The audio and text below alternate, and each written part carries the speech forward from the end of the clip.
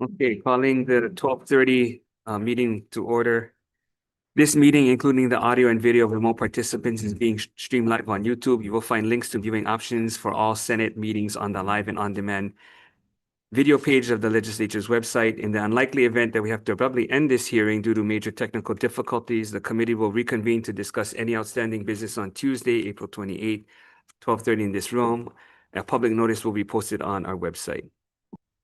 We would appreciate testifiers to stand on their written testimony as the committee has reviewed and received your written comments. For those participating remotely, all testifier audio will be muted and video disabled until shortly before it's your turn to testify. In an effort to accommodate as many testifiers as possible, we will be enforcing a 1 minute on verbal testimony. A timer will be visible for all testifiers. If there are temporary glitches during your turn to testify, we may have to move on due to time constraints.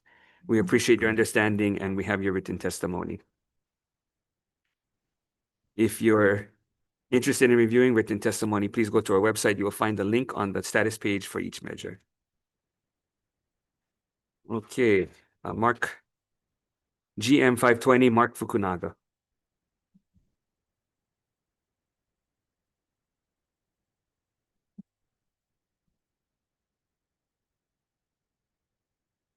Supposed to be on Zoom. Yes, I don't know if you can hear me. The video, I'm trying to start the video. My apologies. I'm in Beijing right now, so I think I hope you can hear me, but the video doesn't seem to be coming through. Okay, we're just going to move on and hopefully you can figure out your technical glitches by the time we end. Okay, will do. Okay, next, GM 521, Stacy Katakura. Good afternoon. My name is Stacy Katakura, and I'm honored to appear before you today in support of my confirmation to the Tax Review Commission. I began my career in tax at Ernst & Young, which makes this appointment feel like I'm coming full circle. I went on to serve as CFO of Forest City, Hawaii, overseeing over $2 billion in real estate developments and over $1.4 billion in private bond financing with government partners. This one. For the past 9 years, I've led Cumulus Advisors working with nonprofits and small businesses across our states. I hold an active CPA license in Hawaii. That experience gives me a practical understanding of how tax policy is written, how it is implemented, and how it affects real businesses and families here in Hawaii. I'm deeply committed to this community and I'm ready to serve, and I respectfully ask for the committee's confirmation. Mahalo. Okay, we have Dotex.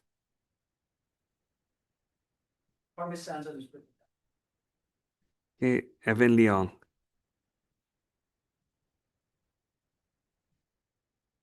John Wallstrom. Karen Mukai.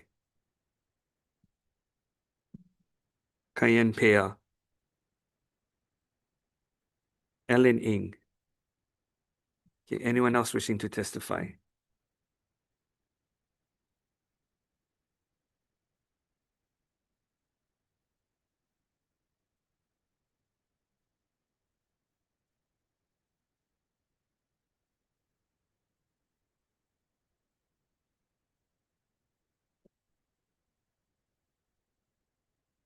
Any questions? No questions? Okay, Stacey, I just have a couple questions. In your analysis of some of the taxes that are in place now, have you reviewed them?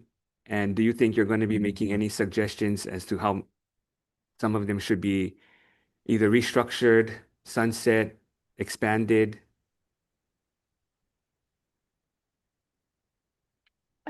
Yes, I mean, I have a general, I think, overview understanding of the tax policies in place right now.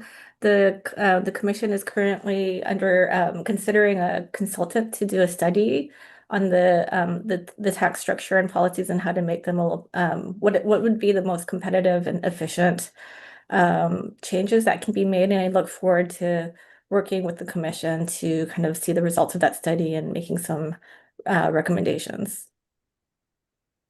Okay, so if all we're going to do is outsourced to a consultant? Why do we need the commission?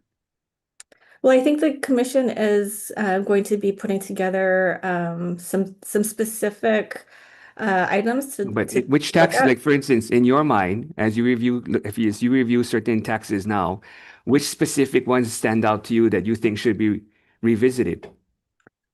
Um, I think there's some changes recently to for example, the transit accommodations tax. That would be, I think it would make some sense to study the tax a little bit further and how its changes have maybe influenced tourism as an example. Okay. But where do you believe we can provide tax relief? Where can we generate revenues there where those taxpayers can handle and be contributing to state services, and others who have who are struggling, they might need some relief. Well, I think that's a good area for for some economists to study, and kind of and put forth to the commission to review. Okay, I'm not asking that you have the commission. I'm asking your opinion. Because if all you're going to do is refer and defer to the commission, we need critical thinkers in there that are going to be able to do things more proactively instead of just waiting for a commission report. Yes, I understand that. I do think we want to look at some of the regressivity of the taxes, and ways that we can make further some of the policies of the government in terms of affordable housing. Um, I think there's a lot of different avenues to consider. Yeah. So can you name one specific tax where you can try to make that adjustment or suggest adjustments? I think the largest tax sources are the income tax and the general excise tax. I think the income tax might have and there might be some credits that we could look at to implement to the lower income households. Yeah. So what would be some of your suggestions on the income tax? Um, we could, like I said, maybe look at some tax credits, income tax credits to lower income families. Okay. Except if you talk to tax, low-income families who have tax credits rarely apply for tax credits.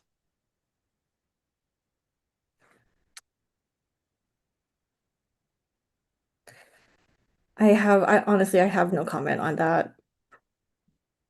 Hmm. Okay. Any other questions? Okay. Next item, GM 522.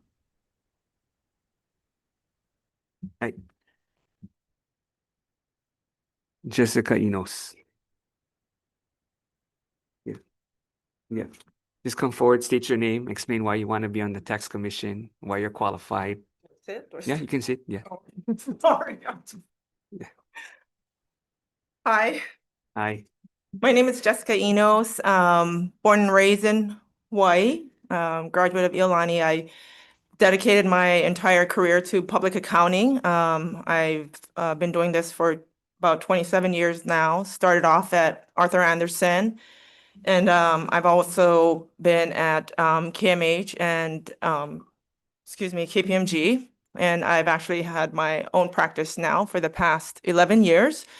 I in past years I have been a co-author of the Taxes of Hawaii Handbook, and I've done general excise and use tax seminars. So based on my career, I believe that I have the experience to make some meaningful input into the current tax policy. So I look forward to your confirmation. Thank you. Thank you. So when you said meaningful input, can you give us some examples of that? So meaningful input, meaning that basically from a lot of times laws are created or tax taxes laws are created, but generally you don't have as much of the lens of the CPA, the actual administration, like putting, law onto paper, getting things filed, how to work with the taxpayers, if audits come up between the taxpayer and the. So give us one example where you reviewed a specific tax in law and how it would be amended to address the concerns you're bringing up. So like, for example, there was a law before that, years ago, actually, that put into place a requirement for non-resident withholding on partnerships with or flow-throughs that had non-resident partners. And yes, that's a great idea to collect, and most states do collect taxes from non-residents to make sure that the state collects the taxes owed to them. But at the time the law was passed, the formalities of it weren't done yet. So it took years to actually put forms in place, which now they are in place. And so now, we're working through that. But yeah, there was a lag between law and actual implementation because I think you need somewhat of a CPA lens to go in and sort of explain, like, this is a partnership return, this is what would be missing. Like, you can put a law, but how do you actually administer it? And so I think that we can, having a CPA lens would help to put input into how that becomes formalized. Okay, so do you see that the case with all laws, or how many do we have to make sure?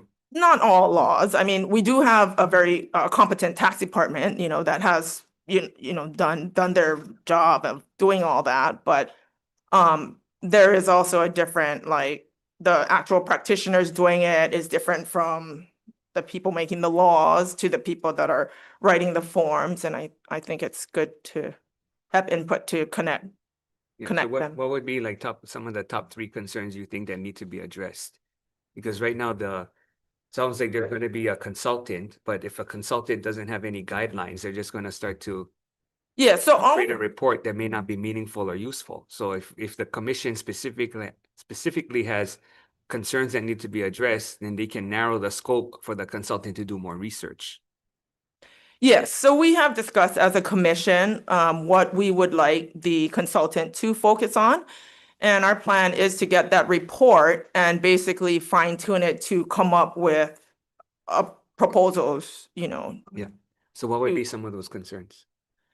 So some of the things that I was looking into was tax credits, basically the effectiveness of it. And that's something that needs sort of an economist viewpoint, which I'm not an economist. So that's where we would take the information received from the consultant and see, is it effective? Is it doing what the lawmakers intended for it to do? Is it reaching the target audience? Is it doing what it's intended to do for Hawaii, for the industries and so forth? So that's where I think the connection between us hiring a consultant and, then taking that information, putting the input of the commission to it and formalizing an actual proposal of what we think could be addressed or So- changed or anything. So how long should a tax credit for a business or a specific industry be in place?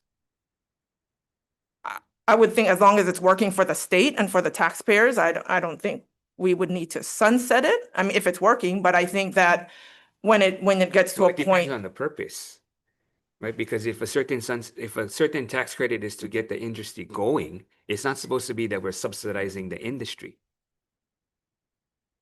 yes, So your frame of mind is that we should be subsidizing industry. no.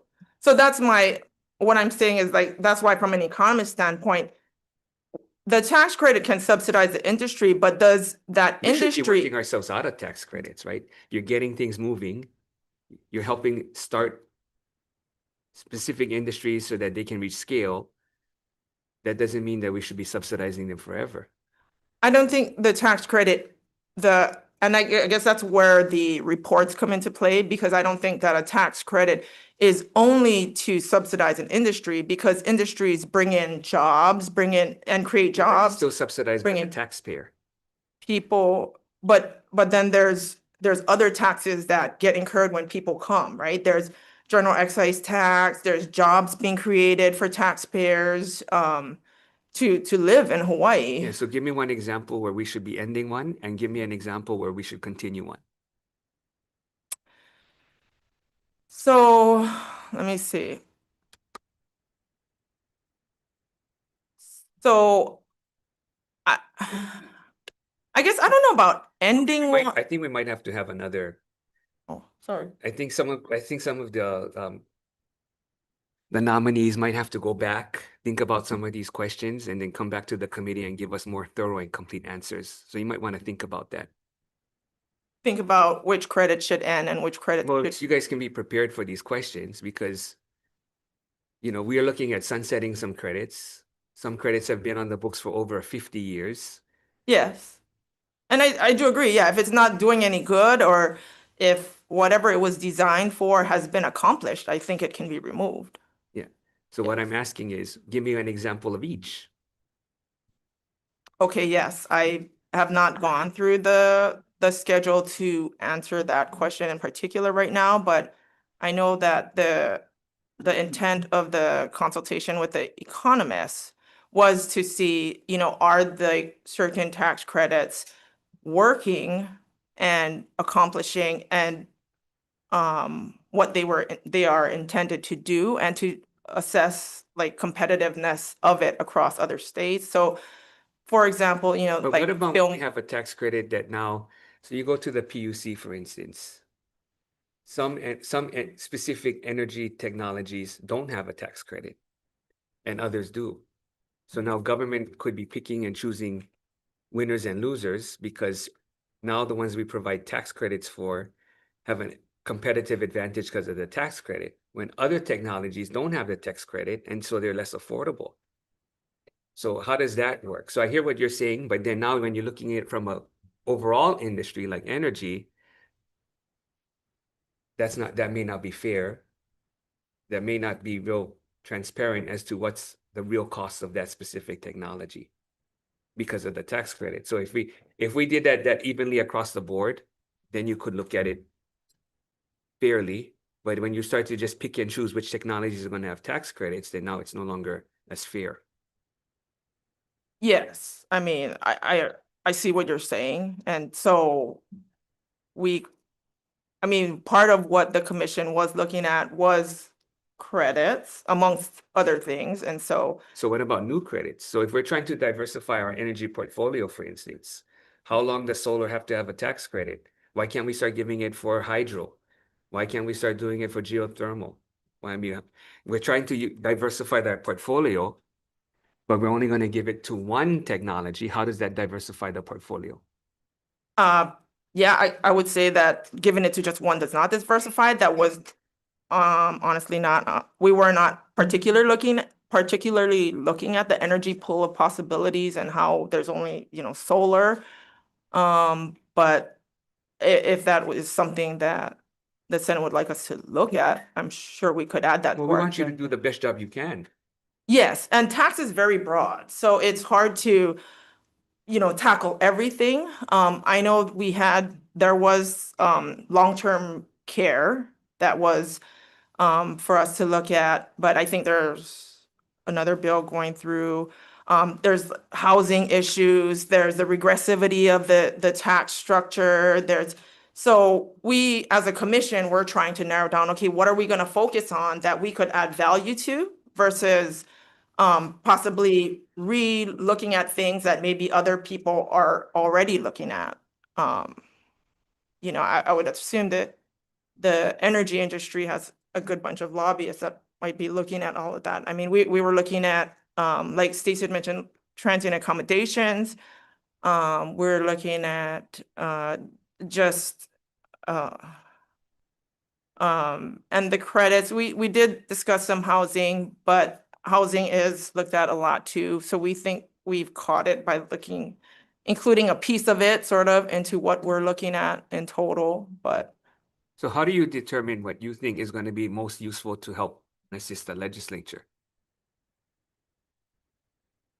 Well, we are committed to, so we gather as a group, we kind of discussed, everybody had a little bit of input to say what they think Yeah. we should look at. And But Your And- comment earlier is how can you help the legislature? Yes. So. But if you're discussing it, working it in a vacuum, guessing what you think the legislature might need help with versus just asking for a resolution, asking for letters from the legislature, like I'm trying to connect how you guys in a group are guessing or trying to be helpful, but it seems like it's in a vacuum.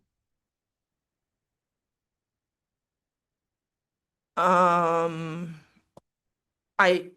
think we have a wide range, a pretty diverse group, different backgrounds that I think But- add different But opinions. if you want to be helpful to the legislature, why not ask the legislature, where would you want us to look at? What are some of the things you guys want us to consider and review? Why, I don't understand how Okay. you're in you want to be helpful, but you're just your commission internally talking about it versus asking the legislature how we can be helpful.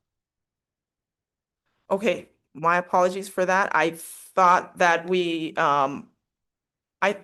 I thought there was some instruction to look at long-term care. And other than that, I thought we were just looking kind of in general at the tax policy and structure and how we could provide input to improve it. And yes, we could definitely come back to the legislature and I'm just ask. trying to figure out what would be the means of communication. Is it a memo? Is it a resol? Is it an info briefing so that we can actually have a meaningful dialogue with the commission to say, this is what we would like you to review, that where we think we need help and it would be useful for us. Yeah, I am so sorry. So in my CPA lens, this is kind of a foreign territory to me. So yes, absolutely. If we should be in contact with you to get exactly specifically items that you would like us to look at, I will go back to the commission and at our next meeting, we will discuss that to figure out what is the best way to have communication between us and the legislature. I mean, I don't think we intend to leave you guys out. Our hearts are here to, No, I'm not second guessing that. I was just trying to understand if you're discussing it internally without specific input from the legislature, how do you make sure that there's alignment?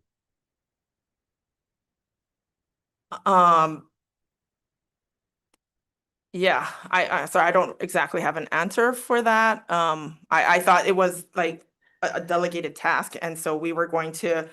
Delegated how though? Is it a memo? Is it a resol? Is it an info briefing? I thought it was the creation of the tax review commission, and that was our delegated task. And so we met and to look at tax policy and procedures and Okay.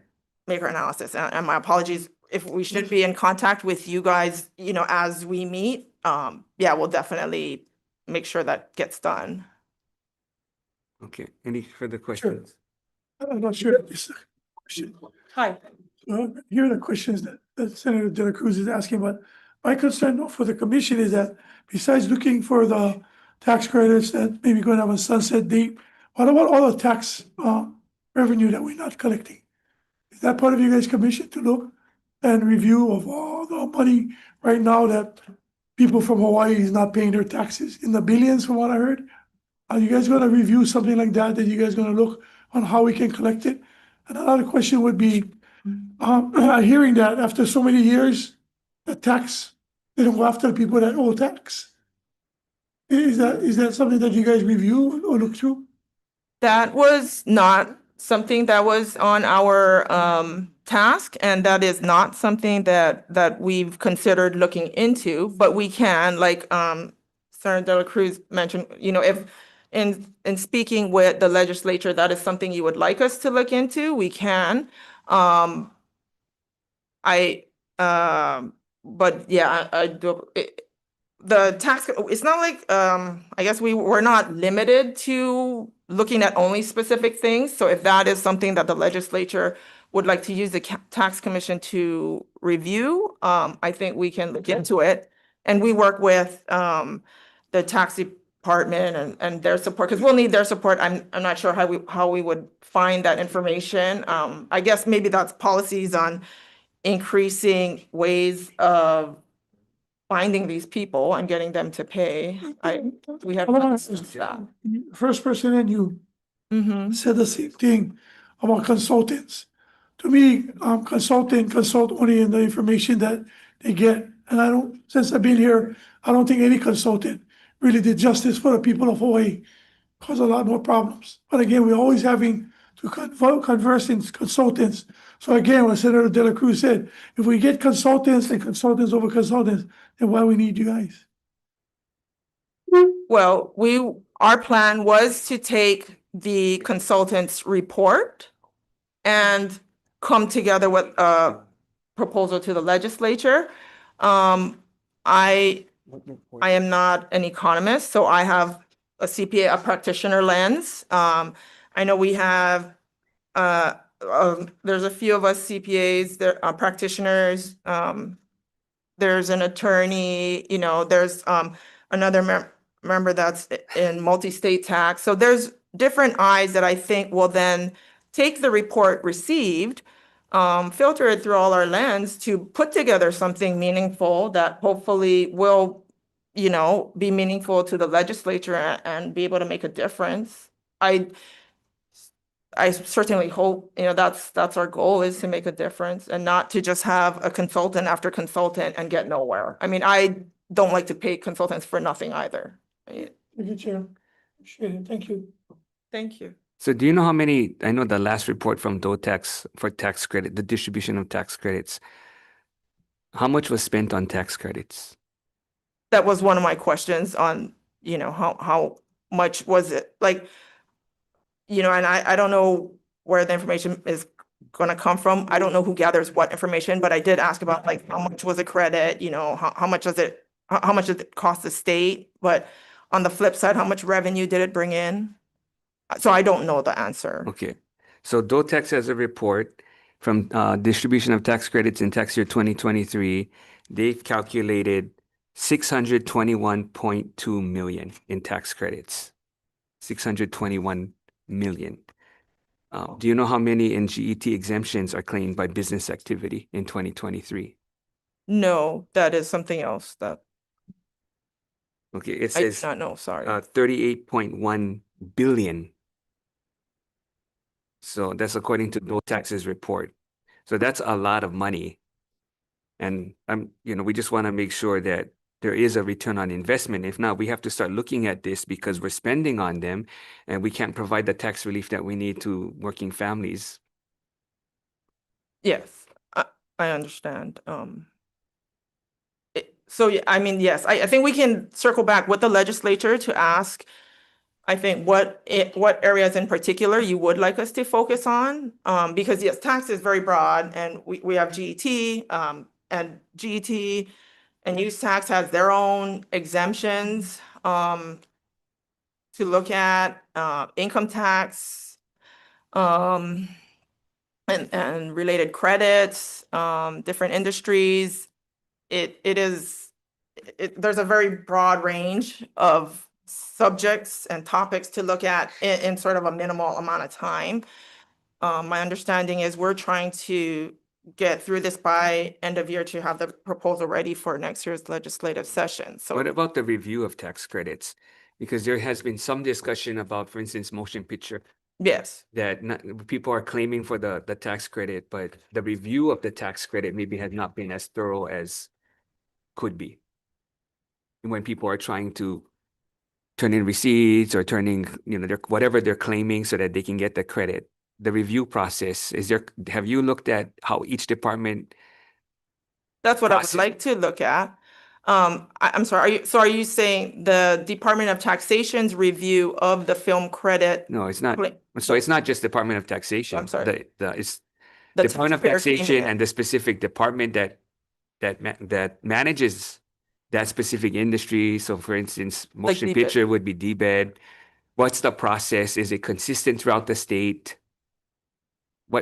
To make sure that it's transparent, it's clear, Yeah. documents are the same, the forms are similar. So I did want to take a deeper dive into film credit. That was one of my things that I had wanted to get looked at, because yes, that does involve DBED, tax, and a taxpayer, and you needed outside consultants to review your credit claim, and then there were additional claims, and it's a very highly debated credit, and we've seen the film industry come to Hawaii, and we've seen them leave.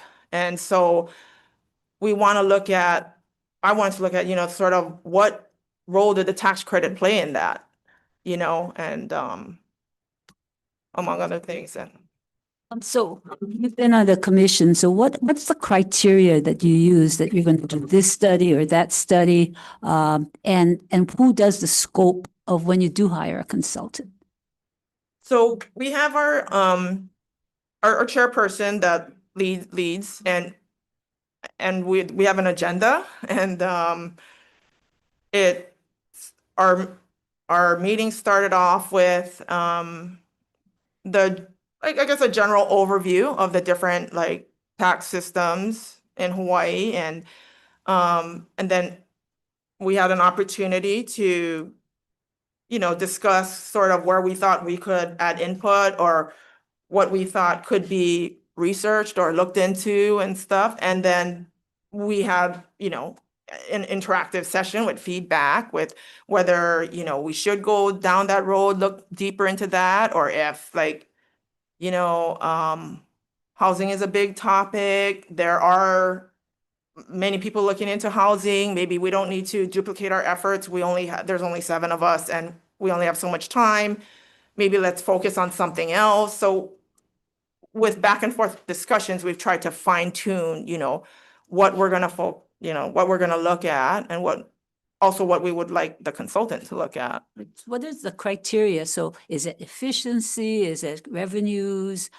Is it making sure everybody, pays taxes? Yeah. Or looking at what criteria does the commission use in selecting, we're going to go down this avenue or that avenue?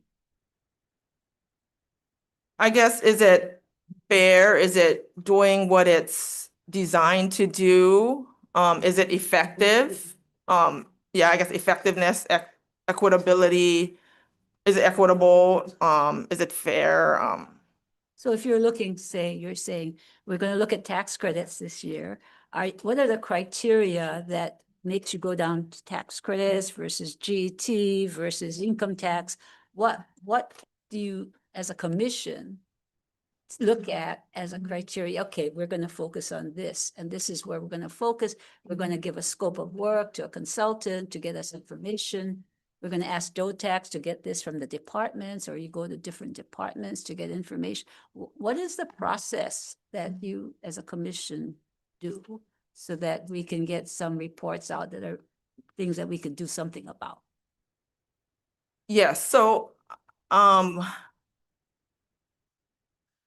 yeah, I don't know. I guess I'm not sure how to exactly explain it well. I guess we just each had input on what we thought should be looked into, and I guess other members had experiences and either agree that yes, that's a topic that should be looked into, versus maybe that's a topic that other people are spending their time on, and we don't need, we shouldn't focus maybe to avoid duplicating efforts. But I'm not familiar at all, I guess, with the process of the interaction between Tax Review Commission and legislature. I did not realize that's an ongoing thing, that we work in tandem.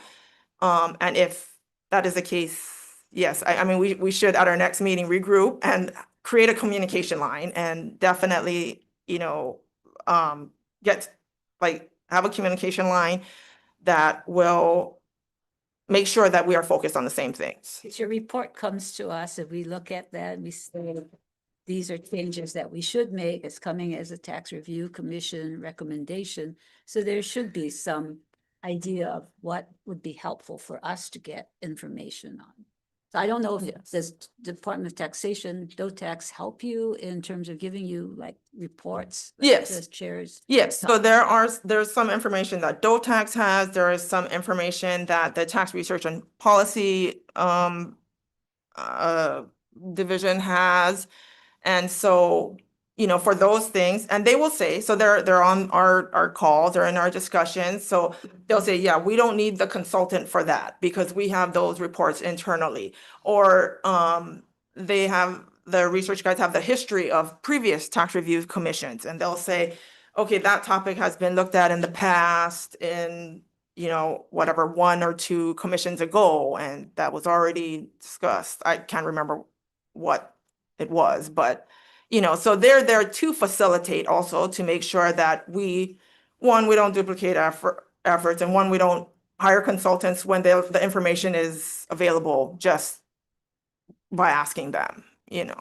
So when the report comes back, the commission does the analysis. I mean, Yes, you that say, is the okay, plan. this is what needs to be done, and the recommendation comes to us, and this is missing, or this is what we need to do.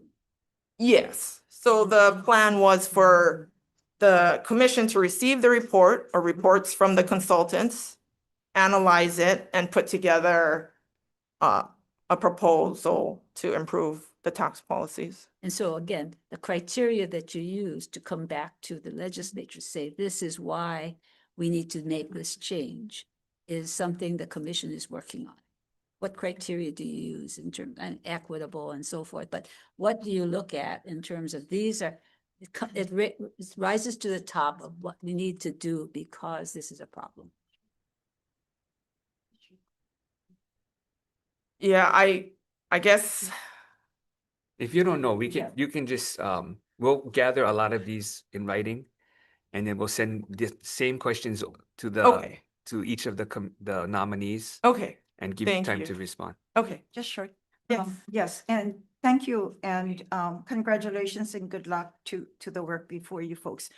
And the chair had a good comment with regards to the role and the purview that the commission should look at. One thought is, you know, just looking at the $38.1 billion in tax credit. So already we can see that one role that the commission can do in the next year or so, give us an idea what tax credits should be either rid of and or a percentage cut off or put a sunset date.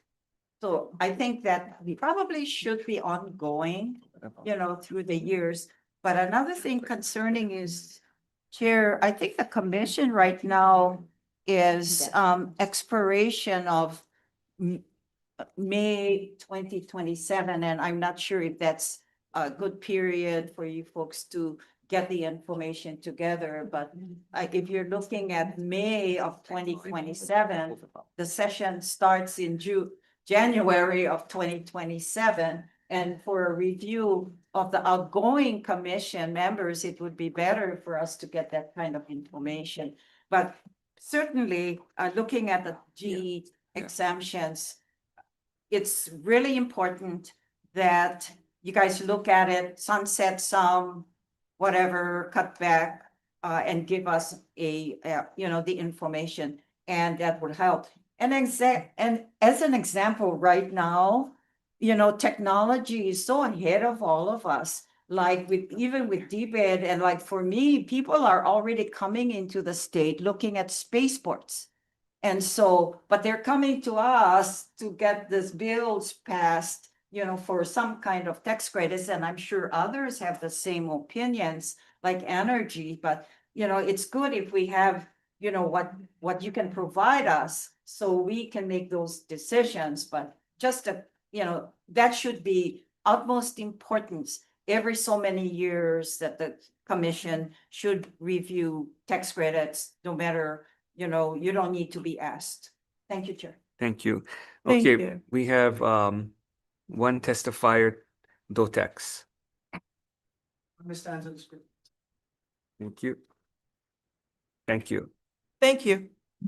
Okay, we're gonna take things out of order because some of the members have conference committee. So we're gonna move on to GM 747, Director of BNF Seth Colby.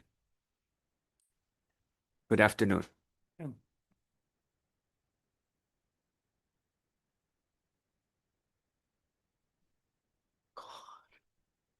Yeah, go ahead. First of all, good afternoon, Chair Dela Cruz, Vice Chair Moriwaki, members of the committee.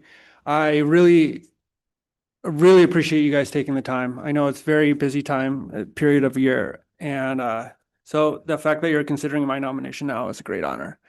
I mean, at first, I was told this was going to be for May 4th, and then I was going to do a little Star Wars references, and then I would get to say, "May the 4th be with you" at the very end. But we don't live in that timeline. Today's the 27th, and I'm applying for the a cabinet position, not for the Council of Jedi Council. So, thank you very much. Here's my more boring and traditional opening remarks. Thank you very much for your consideration of my nomination as Director of Finance. It is a great honor to be nominated by Governor Green to serve the people of Hawaii. The Director of Finance acts as the principal custodian of the state's financial resources, a role I take very seriously. And the reason I take that role very seriously is public money is sacred. Private commercial transactions are conducted voluntarily, meaning that both parties freely agree to participate in the exchange. When I go down to my local supermarket and I buy a mango, I decide to go buy the mango and the supermarket decides to do that. Public money is not like that. Residents do not choose to contribute to the common purse. They are required to by law. That obligation demands that we must manage their money with the highest level of care and accountability. My belief that public money is sacred guides everything I do in this role. I would like to take a few minutes to explain why I'm qualified for this position, the principles by which I plan to do this job, and the issues I intend to address if given the opportunity to serve. First of all, let me start with my qualifications and background. I've served the state of Hawaii for nearly 10 years, developing knowledge products so decision makers like yourselves can make more informed choices. At the Department of Taxation, I led a team that supported the Council on Revenues and generated accurate revenue estimates for the proposed legislation. I also served as the chief state economist at DPED, overseeing the production of economic research and statistics. Through these positions, I developed a deep knowledge of the state's revenue system and the economy. Prior to coming to Hawaii, I worked in finance and development banking, and a big part of my role was designing and evaluating economic development programs for island economies. My doctoral dissertation examined the circumstances under which governments can use public investment to catalyze private sector growth, a question that remains directly relevant in this role today.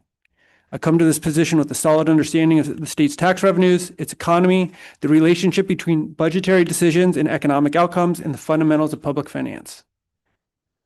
Beyond credentials, principles are very important for me and guide my work. The first principle that guides my work is what I mentioned at the outset. Public money is sacred.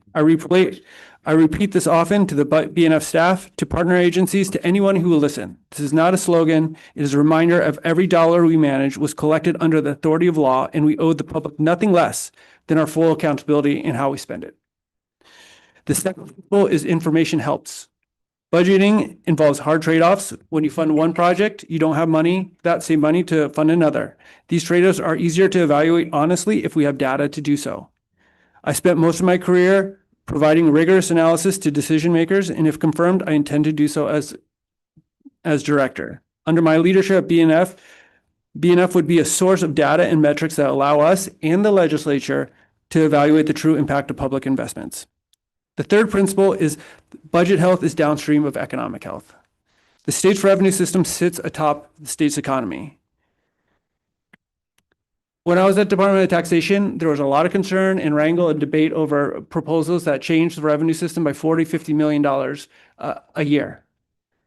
I often reminded everybody, a single percentage point of general fund growth is equivalent to $100 million, and that compounds over time.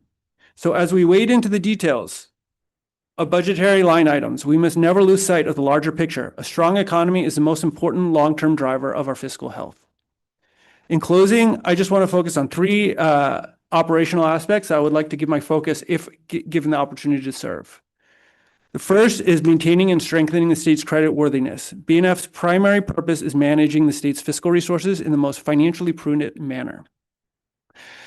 Since I've been acting director, the department executed the largest bond sale in the history of the state, nearly $2 billion.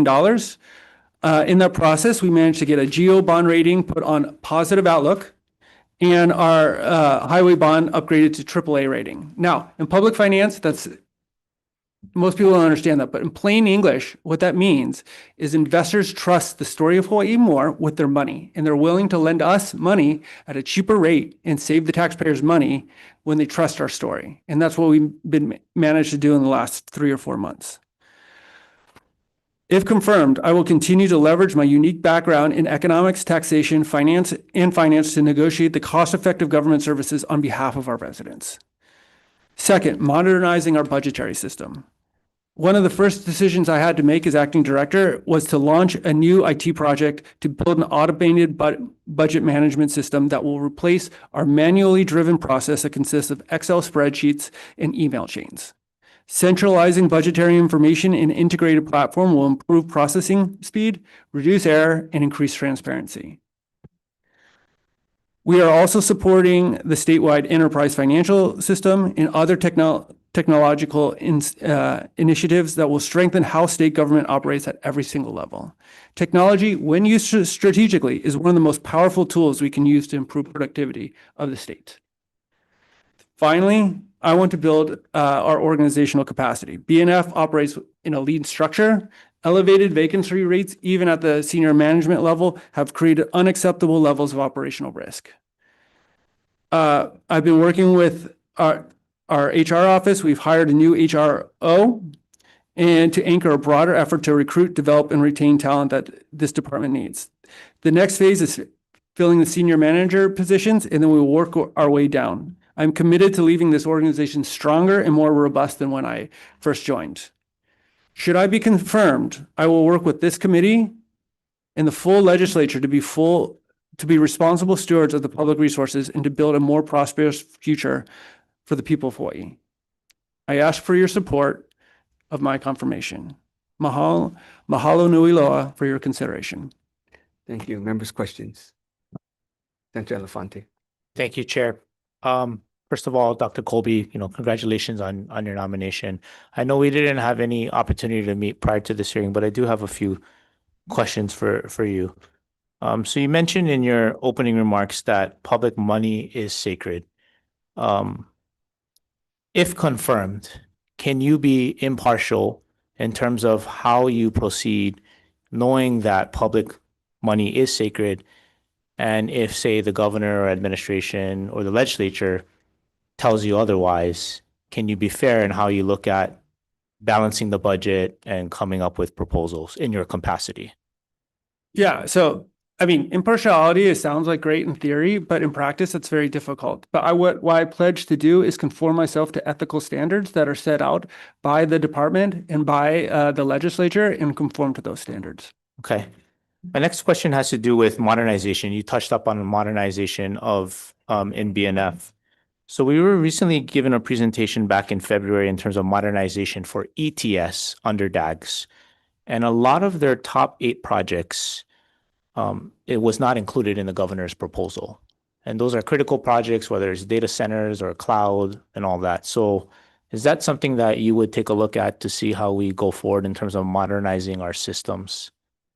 Yes. Again, technology is not the solution to all of our problems, but a strategic implementation as such is important. And I think one of the things that we do owe the people of Hawaii is a productive and efficient government. And those IT projects, which we will consider, is part of that. Okay. And then the other question that I have, and thank you, Chair, for allowing me to ask these questions. So I understand you have a background in economics. I think that's great when someone has a background in econ. Being BNF director is much more than being an economist. It also requires you to look at operations, systems. So I'm pleased to hear that you hired a new HRO manager, but I'm just curious in terms of what that transition is from being sort of that state economist to now operations, being able to tell departments, yes, you can proceed, no, you cannot proceed, and knowing it systemly, because it's, as you know, as you being fluent in 2 languages, it's like another language and learning all that. So how can you adjust to that and adhere to some of these challenges on the operational side? Well, the nice thing about being an economist is you just get to say whatever you think. But when you manage Being elected. Yeah, exactly. And So now in these positions, you have to be a lot more shrewd and mindful of how you're doing it. And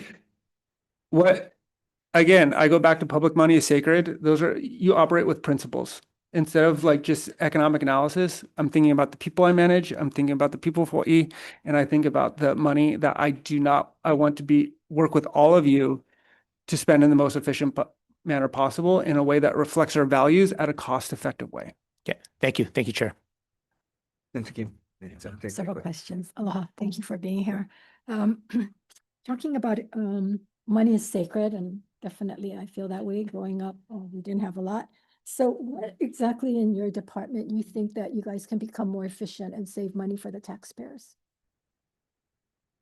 Yeah, I mean, that's one of the stated explicit purposes of the budget and finance. And And what are you doing as okay, so what have you seen since you've been there on where we can become more efficient? Yep. Because we have a lot of money in the state, but we don't operate efficiently.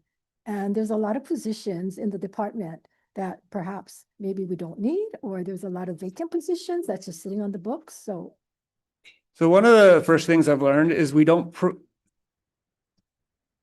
throw good money after bad. And so one of the really important advantages of the budget and finance is as we do these allocation requests, people have to come and say, oh, we've sent your money this way. We've done this so far. In a lot of cases, or not a lot of cases, but in a good amount, clearly not the majority, the money wasn't spent well. And they keep asking for the same money. And so one of the jobs of budget and finance is to say, stop. This isn't working, and we have to find a better way of deploying these resources. so where are examples of that? You can tell us any examples that you I mean, every time we return something returned without action, it's because in allocation request, it's because the proposal doesn't make sense, and it didn't show that they were using the state's financial resources prior to that. SBNF, you kind of oversee the funding for the different departments, is it? Well, the funding for most of the departments comes from our revenues, right? And so for CIP, we do oversee the bond project, which finances near all of our CRP projects. Yes. But do you guys talk about or you look at the efficiency of all the different departments? As BNF, you folks put the budget together, right? And you folks approve what is being asked for by each department head. So do you guys look at the efficiencies? So one of the things that they do is you get these variance reports, and every department puts forward like, oh, we're going to raise the economy, or we're going to boost agriculture by 10% and things. And I just think that those are, and you see the same metrics every single year. I don't have a lot of faith in those metrics. I think a lot of this comes down to like project by project, intervention by intervention. Frankly, BNF has a lot less say over that because a lot of those things are within the department. I've come to have a lot more respect for the legislative auditor because they can take a project, unpack it, and provide us with like a summary of what's happening. BNF, frankly, does not have access to all that information, that manpower, and that's something I think we should think about more. Is how do we incorporate the lessons? Because we spend a lot of money trying to learn as a state. You see the vacancies, and you see them ask for more positions. Do you folks say anything about no, we shouldn't be giving you more positions? So for the vacancy rates, most of the vacancy rates show up as lapses in our financial plan. Right? Unless you do use vacancy rates for operational expenses, which is a no-no and something that we really, if we find out about, we let the departments know. But, with the vacancy rates, they're already in our financial plan. Those are the savings are in our plan. I don't think when it comes to general operations, there's just like large pots of money sitting there, not being deployed. Special funds, we could have a discussion about that. I'm sure we will. But I mean, what do you mean by that though? Because in the governor's budget in brief, the actual lapsed amount in general funds in fiscal year 25 was 533 million. Right. So that's contrary to what you just said. So 533 million. We're effectively deploying money. But Oh. you have $500 million in lapses. Okay, so I'm sorry, I misspoke. In that context, what I meant is we are if the departments aren't effectively deploying money, we're recapturing that in our financial plan. So it's not like disappearing into the ether, right? We're capturing that and we're saying, no, these are state resources. So if you promise to spend something, and then again, this is part of what BNF does. BNF says, if you have a project and it's going awry, our analysts review it and we're like, no, we're not going to release these allocation requests. And then they show up in the lapses and things like that. And then that lapses are available for you guys to decide on how to deploy them. But every year there's a lapse, right? I mean, Correct. so if that's happening, it's like the IRS says, if every year, you get money back, then you got to start paying estimated taxes because you're not doing it correctly. So, do you apply the same formula sort of to these departments? So what you're asking me is like, would it be more efficient for a government to have lower levels of lapse amounts? Absolutely. I mean, from a budgeting perspective, where we want to have accurate budgeting, it does show us that like people aren't using what we budgeted, which is a little frustrating. And I think we could work on that. Yes. Okay, I hope to Mhm. look forward. I have several other questions. go Can I ahead. continue? The estimates for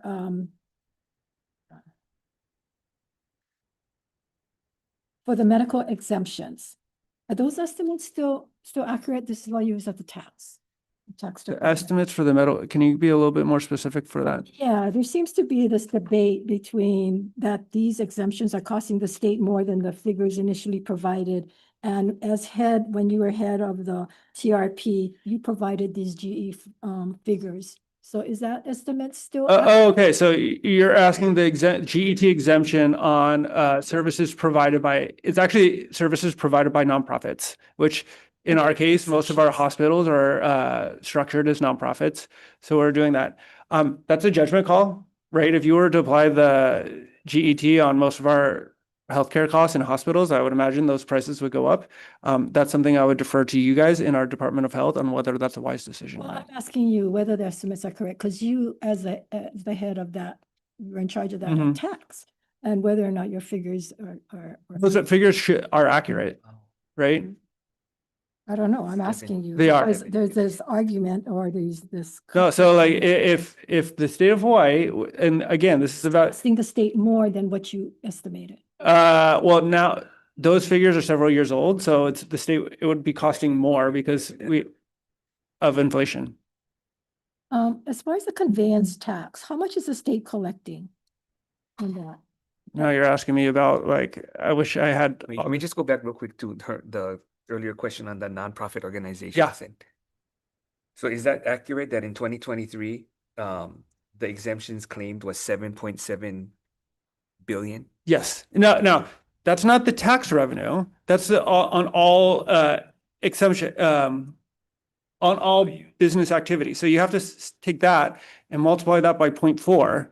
And that is assuming that all this is retail. That's the tax amount. So it's probably like a couple $100 million. Okay, well, this is from DOTAX's report. Yeah. But like what I'm saying is the 7.1 that's a real number, but it's on all commercial activity, right? So you got to remember how our GET works. You take 4% on all the price of whatever. So you take 4% on the price. I think you just said 7.1 billion. But going back to what Senator Kim was saying, does this have to be more narrow, or should it be, because that's quite a bit of money. Yeah. And if we're not really verifying and we're not sure is the exemption just for just to have it? What are we trying to achieve? Does it need to be relooked at? I mean, I think that's a great activity for the Tax Research Commission. Well, somebody could have said that I asked. Okay, so one more. The enterprise zone, the RETITC, these credits been analyzed, and have you seen any of them that are underperforming? So again, the legislative auditor has a mandate to go through all of these tax credits and GET exemptions every single year. They started about 6 years ago, I think, and they do 6 or 7 a year. I would have to go back and look. I don't think they've done the renewable energy tax credit yet, but we'll know. It's actually statute of when they should look at that. What was the other But question? you were adult tax, and you were supposedly the position that analyzed these tax Right. credits, right? So I'm asking you, did you see any that were underperforming? And if there are, then do you think we should eliminate it or reform it or? Okay, so goes back to, I will answer as an economist and less as the BNF director right now, Well, which is, I think your performance in the different areas that you serve relates to your Yeah. position now, because Yeah. you're in that decision-making. I haven't, okay, so for the renewable energy tax credit, I haven't never seen a study where we've looked at like what would actually, there could be a study where you look at like, what would happen to economic activity if we remove that, right? I will say this, there is different rationales for different tax credits. So for when we want to support social needs, we assess it one way. For the renewable energy tax credit, one is like, we wanted to create an industry, right? And when the cost of technology was high, one of the, Well, my question is, did you see any tax credits that were underperforming? Whether or not it's good for the economy or not, will you come across any that are underperforming? you mean like, when you say underperforming, do you mean underutilized? And Or like not accomplishing what not accomplishing? they set out to do? I mean, yeah, all the like agricultural tech credits that are like 1 million that don't go unused. Like there's a lot of tax credits out there that just never even got used so that's the easy part. So Ship repair. Yeah, ship Zero. repair, like exactly. So should this legislature get that kind of analysis from the department to say, these are underperforming, perhaps we need to reform it, perhaps we need to eliminate it? Did you get that? I believe the best, it would be either the legislative auditor or Department of Tax is much more positioned to do that than budget and finance. But I'm asking you when you were there. Oh, okay. Yeah. I mean, us researchers, we love little projects like this. So yes, give it to us. Mhm. No, you're missing my point. No. You were in the position to make those determinations. Did you make it and did you then bring it forward? I mean, I'm trying to sense whether or not you are able to do that when you're in BNF. Yeah. You're just gonna be a pencil pusher and I don't know, have these projects. Yeah. So the question, I think the question kind of relates to where you stand, depends on where you sit. And when I was the tax research and planning officer, my job was to be an impartial analyst of those tax things. So I would never take a view. And I believed I served the legislature better when I never took a view on different pieces of legislation. I provide you with a revenue estimate, right? My job now as budget director, I decide when to make those calls, right? So it's a slightly different thing. When we go back and look at these particular tax credits, I don't recall. I would have to go back and study them before I made a budgetary call about that. Okay, thank you. That's Check. really quick. Well, just want to follow up, as you say, be an impartial analyst, but at the same time, as an economist, I'm gonna quote you. You say whatever you think, which kind of get me worried about you being a BNF director. So I want to go to the film industry. Mm-hmm. What's your thoughts when we talk about the film industry? Because as the economist, I think one of my bigger questions was, what is the value behind a film, its marketing power to the state of Hawaii? Yeah, so I'll approach that question in a number of different ways. One is a tax credit is like, we should never think of credits as like binary, like 0 to 1, right? Because the first dollar that we use to support an industry or a tax credit usually goes a long way. But like the last dollar that we put in, we may be getting less out. So one of the important things that we need to do as the state is realize where we are in that spectrum and then make the judgment call of where we are. I think with the tax film credit in particular, there's a worry that there's a race to the bottom. Okay, no, I get that part. Yeah. I think my question to you is, what is the value behind the film industry? And I'll just say, take a film that runs on prime time. So in other words, if I had to match the Yeah. tax credit to what I would pay to run prime time Yeah. advertisement from 6 to 7 or 7 to 8, What is the value behind that if you are that economist or an analyst? Yeah, well, so the way I would study that is I would consult with HTA and other marketers to look at like the amount of money that was being spent on that. So you mean in all this time, and I'm not just gonna pick on you, Yeah. because Hero didn't do the same thing you didn't do either, was to give me what is the value behind if I had to spend cash money to run advertisement for the state of Hawaii under the tourism industry. Let me tell you what the value was when I What's the value? finally figured out. It was $100 million Okay. that would run on and on, Sure. which just blew me away, because if I'm running a tax credit and I'm matching up against cash, I would literally be investing $100 million in what I would be marketing all across the world. And I'll take 50, for example. I think that's alarming. So my next question is, would it be better for us to use a tax credit or kind of go out of the circle and offer up on grant to the film industry? Yeah, so generally, like when you're providing a subsidy from the state, which is what we're doing, you want to provide a subsidy for the exact behavior that you want to see. So if you are most interested in marketing, tailoring the tax credit so it is about like you're kind of you're indifferent to other aspects of the film production business, but you really want high levels of marketing behavior, I would structure it that way. You're absolutely right. Like that's a So really you good insight. structure it in me or the body saying, okay, we should put one grant behind it. Is Yeah. paperwork easier to do versus the tax credit? I would not I never administered the tax credit, so I don't feel comfortable answering that question. So, sorry, Chair. So of course, I'm sure his head is gonna swell up right now, because I believe you said you get more respect for the legislative auditor right now. But the reason why I I don't asked know you how that, much more that can get. I know, Yeah. and that's why I just moved. But on another note, so if your boss had overspent on the budget, or budget got inflated somehow, would you in your capacity would say, hey, I think we're just spending way too much on this spectrum. We need to cut back on certain areas of your proposed budget? I mean, I can't see a scenario where that would happen because I work hand in hand with the governor's office to make sure we conform with the budgetary processes that we have put in place as a state. And we need a balanced financial plan. The governor needs it, the legislature needs it, everybody needs it. So we'll never be, if we follow the processes that have served the state as well as it has, we should never be in that position. Yeah, but I beg to differ, because I think, like everybody else, I might think, I think agriculture needs more money here versus education.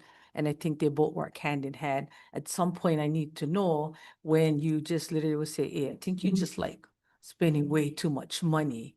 I mean, do you believe you have the, I guess, balls to say, God, that's too much money you're spending in that area and we should cut this back? Well, I mean, And you can just tell me yes or no.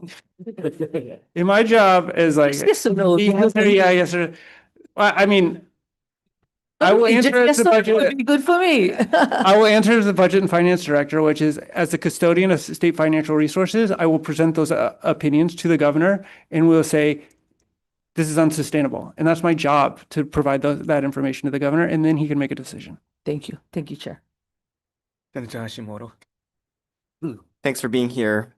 You know, I think you did highlight in your opening statement and also on your resume that you did your largest bond sale for the state at 1.5 billion. So were these taxable bonds or non-taxable bonds? These were taxable bonds. And why were they taxable bonds?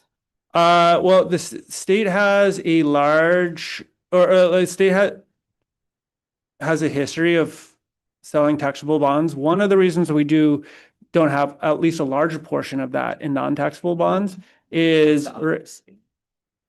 what's that? Isn't it the opposite? And only when we found out the IRS had concerns about private activity on state facilities that were for non-taxable bonds, that we had to start moving toward taxable bonds, but the department did not differentiate between which CIP project we were leasing out and which ones we weren't. So Yeah. the history was actually the opposite until recently. Yeah, I'm sorry, I miscommunicated. I was just saying, I will have to double check, but I think we always issue some taxable bonds, but like the majority were non-taxable. And one of the things that we have done is because of our budgeting process and because of we lost the ability to classify as non-taxable. So provide a auditing trail to the IRS when they have questions.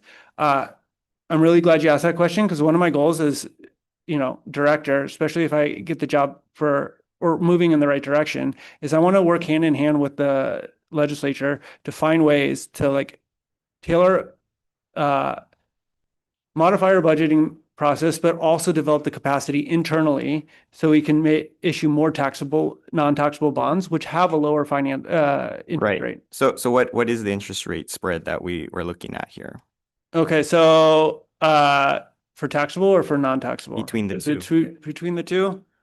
1%, 2%? I should ask my financial, it's Well, if you're gonna make this your yeah. It's around 1%. You should know what the spread is. I would just say around 1%. Are you sure? Or the spread between taxable and non-taxable? non-taxable? Maybe you should go check. Okay. Well, let's assume it's 1%. Yeah. That's how much is that costing us per year? Okay, so 100 basis points and it depends. Like, let's assume, which is not, that all of our outstanding debt is eligible to be non-taxable. Fine. Right? I'm just saying hypothetical. So we have 12 billion. I think we have. No, you take 10 the billion. bond sale you just did. You said over 2 billion. Oh, well, this particular bond sale, but like, what our No, goal wait, is to yeah, like, no. So if we just it- refinance it, what's the that difference with that Yeah. specific bond sale? it's $20 million. Right, $20 million. Mm-hmm. Does not that concern you? Every year we're paying $20 million extra. So what is the process that we have to go through to float the non-taxable bonds, and why isn't that your top priority? You said that public money is sacred, but yet if we don't fix this, we're going to be issuing and paying $20 million extra per year. That's granted it's 1%. I assume it's higher. It could be up to 2%. Yeah. But what is your plan to make sure that this gets fixed? Well, yeah, Because I would say I would start with that. I can save you $20 million a year Mhm. if we fix this system. And why I'm questioning it is because you said we have to fix our budgeting system. I think to me what we have to fix is our bond tracking system. And so I'm not sure where the disconnect is there. Well, one is our bond tracking system is part of our BMS system. Or budget Okay. management But is system. it the correct system that we're upgrading to? Because we had to pull the plug on the last one. Yes, So are you sure that we have the correct system that we have? we're going to upgrade imply it. So I've already talked to the leadership of this committee about and said, one of the things I am very interested in, I am frankly, I'll use this term, a little ashamed that we don't have the capacity to issue non-taxable debt right Well, now. how many years has this been going on? I know you're new, but shouldn't the alarm bells be going off that this is something we absolutely have to fix as soon as possible to save $20 million a year? I can only answer for myself. And yes, it's something So what's our timeline in getting that done? probably 2 or 3 years. So we're gonna have to keep spending $20 million extra every single year until we figure this out. Can't we speed that up? Okay, so one of the things why it's going to take a while is we need to adjust our budgeting practices here in collaboration with the ledge. So the reason why I was giving a 2 to 3 year timeline is because you guys, we actually need to like put allocations and things and work with you to do that slightly differently. We're in the process, we are developing organizational capacity in my department to do so, which I'll be perfectly honest, it's very difficult to stand up new branches and things in 2 or 3 months. And I don't want to like. And that's fine, but I think, what worries me is we have to pull the plug on the last upgrade. Mhm. And if that was not successful, I think we need to really understand in this committee that if you're up to the task to take us through the complicated process of upgrading and modernizing our our budgeting system to make sure that it actually happens, because we can't pull the plug again and then we have to wait another 2 to 3 years, right? And so, I think, yes, great, you understand the economics, but I think at a certain point we have to have an executor, right, in BNF, and we ought to make sure that you are the guy that can lead us through that. Well, I'll tell you what, if we're having the same exact conversation in 9 months, you can hold me accountable to it. well, I hope you can figure out what are the deliverables in the next 9 months of what we can see the progress of it happening. Okay. So maybe you can go back and think about that, because I think my thing is why do we have to go do the whole 1.5 billion? Couldn't we do smaller tranches and wait until to know that, okay, we're gonna do a small tranche because we can get to non-taxable at some point. But to do the biggest bond sale, I don't know if you just needed it so badly. we had Yeah, to we go out need it for because we had, we issue debt when we need it. We never want to issue debt before we were like going to deploy it because that costs taxpayers more money because it's just sitting, we're paying interest while it's sitting in our account. So the reason this was the largest is because we hadn't done a bond sale in I think a year and a half. Well, but I 2 years. think we didn't do it because in theory, we're supposed to fix the problem, right? No, the non-taxable and taxable are two different issues. So when we issue for taxable and also when we will have the capacity to issue non-taxable debt are two different distinct issues, and I'm working on both of them. When did you start Working on what? on this issue? On this issue? Well, we're developing a bond tracking system that's part of the IT. And then again, as I reference organizational capacity, I need to hire senior managers and they're going to hire the CIP branch manager. Because what I think I'm hearing is that we went off for 2 billion, but could we at least differentiate it between some projects, knowing that we could have went taxable on some and Well, right now we don't have the capacity to issue any non-taxable debt. even though you started, so did you, I'm just trying to figure out when did you start? And I when started- You're gonna finish. When did I start working on this project? I mean, several weeks after I started as acting director. I would say a couple of years to like really get this up and launched and work, because I have to work directly with you guys. There's no more block allotments, right? We have to be a lot more specific, and I want to get all of our ducks in order because when you're issuing, Yeah, And but it's are very- there interim measures that could take place? Like, We for are. instance, maybe on our side, when we look at the CIP budget, we differentiate this project. We know there's not going to be commercial activity. Mhm. I mean, like I said, I am all for saving the state So taxpayers' you have the money. long-term plan, Yeah. but what's the short-term plan that we And- could be a part of to Okay. find this solution? You know, I'm happy to sit down with our staff and with you guys to think about a short-term, see if there's any short-term hurdles that we can do in the interim. Senator Richards, Yeah, thank you, Chair. You started out your comments sorry, that's your project. saying that important part of your job, your oversight perhaps, is a dynamic economy. And you, as an economist, I couldn't agree with you more. But we also have a reputation of having a business unfriendly environment here. So I couldn't agree with the concept that if we have a real dynamic economy, we're going to solve a lot of our financial concerns. I've long believed that the revenues that we generate from leases, et cetera, for our lands, et cetera, we'd almost not worry about collecting those if we had the economy driving and those lands were producing the revenue. That being said, so how do we change it? How do we fix it? How do we make it more business friendly and get that dynamic economy that we keep talking about? Real quick answer. Yeah. I mean, I think one of the things that we're always really interested in doing is finding other engines of economic growth, right? Other than military and tourism. I think that's very difficult. And when we have, I mean, we're habitually ranked as the worst business environment in the country. And that is not a one-off. It's by number of metrics, do that. And so part of what we need to do is we need to find a way to support our entrepreneurs and our people that take risks. And when they do take risks, we should reward them, and they should be able to, and we should support them and keep a large part of those rewards. For small businesses? Yeah, for small businesses, for entrepreneurs, right? Like, so, you know, But for lots of people, they may not be aware that the personal income and the business income are actually the same. right.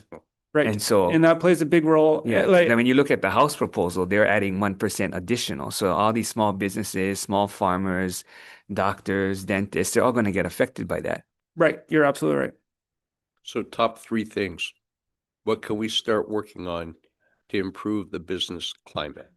Well, Real easy yeah. questions you're getting today. I know. I mean, so I don't think anybody, we have, first of all, we have to conform to our values and we have to decide what our values are. And then we should let other entrepreneurs flourish and businesses take risks and do well when it's not, when it's in the alignment with our values. So I don't think like anybody thinks it's great that it takes $100,000 in 2.5 years to remodel your kitchen, right? So that's a really easy one. Allowing more like businesses and to build, right? And give them freedom would be another good one. I always say like we should figure out what we're going to say no to because we need to say no to things but once we say yes to things, we don't go back on our word and change our minds. And we've done that a couple times with large businesses. That's 2, I guess, huh? So I owe you one more. And then, you know, you guys panned it, but I really thought this like whole idea of like putting a goal of having Hawaii being a more business friendly state. So like actually making commitment to lower ourselves in the metrics. So we're like at least in the 25s. So we're not known as an anti-business friendly state. I think all of that requires time and study in like every year, but like. Well, the tax commission has a consultant. Oh, good. They can study that. Yeah. Okay, thank you, Chair. Any We'll other- talk more. Mhm. I just want to go back to the bonds and the defeasance bill that we had that you were going to work on. What are some of the kinds of procedures that you would put in place to be able to do that so we can convert? Because the defeasance bill is for existing buildings. Existing buildings, right? So Because, you know, we're talking about moving forward on the taxable bonds. yeah, So, This is but we Yeah. still got to fix all the buildings that we are currently on non-taxable bonds. right. That And we so you switch want over to, to taxable bonds. And it has to be very Precise, deliberate, yes. precise. And so, okay, so we're getting technical here, guys. So with the defeasance bill, the issue with this particular project, so say like there's something in, A cafeteria. okay, cafeteria, High school right? cafeteria, they want to lease it out to somebody. Perfect. Now they're having a difficult time. So They you can't do it. you DOE is give- losing millions of dollars in revenue because they cannot now lease the cafeteria. Okay, so the issue with that is you take the cafeteria, like you tell us the school, right? And we like, okay, we're gonna trace this to all the things. The problem is that cafeteria has been financed by multiple bonds, right? So it's more than the cost of the project. And then each bond is financing a lot of other non-taxable issues. So we can look at this, but our analysis is like, if we were to defease these bonds, you know, and I'm just spitting out numbers here, like that we would have to verify, but like if we're gonna, if a project costs $10 million and we wanted to defease that, it could take $250 million because one, we have to defease every single other project in multiple bond series. But we're happy to look at that, and we've consulted the AG, and if that's something a priority, we can work with you directly. Well, there's trade-offs, right? Because if you don't pay for it, even though there's some cost, you don't make revenue. Right, and so They can't lease the space. right, and so I would just encourage us to do that. At least so we can do that analysis, so we can decide if that's viable for the state or not.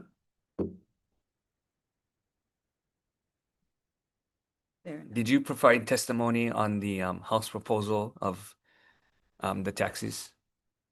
SB Sorry. 3125? Yes, we provide proposal on all the tax bills. Oh, no, in your testimony, because going back to Senator Richards' question about small business, because their proposal has the 1%. What I propose in or the BNF's thing is we really need a balanced financial plan and to guard the creditworthiness of the state. Yeah, but that's going, if you're going to be consistent with what he's asking, and you believe that 1% is not good for small business, why didn't you say that? Because I've been told not to say as much things as an analyst normally But I says. thought you told Senator DeCoit that you say what you think. I say what my, my responsibilities to I take my responsibilities to the Hawaii taxpayers seriously. And Why didn't you testify? Going back to what he asked, and you believe that to be true, why wasn't that not part of your testimony?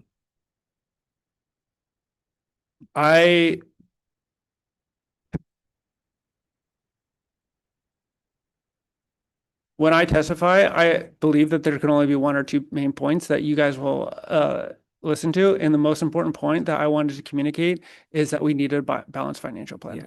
But you also mentioned that one of your priorities is that Hawaii should become a business-friendly state. Mm-hmm.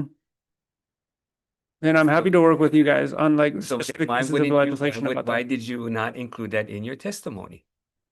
Because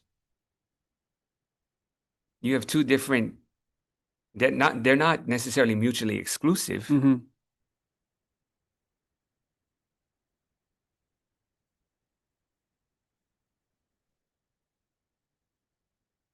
I think there's a number of ways to achieve economic growth.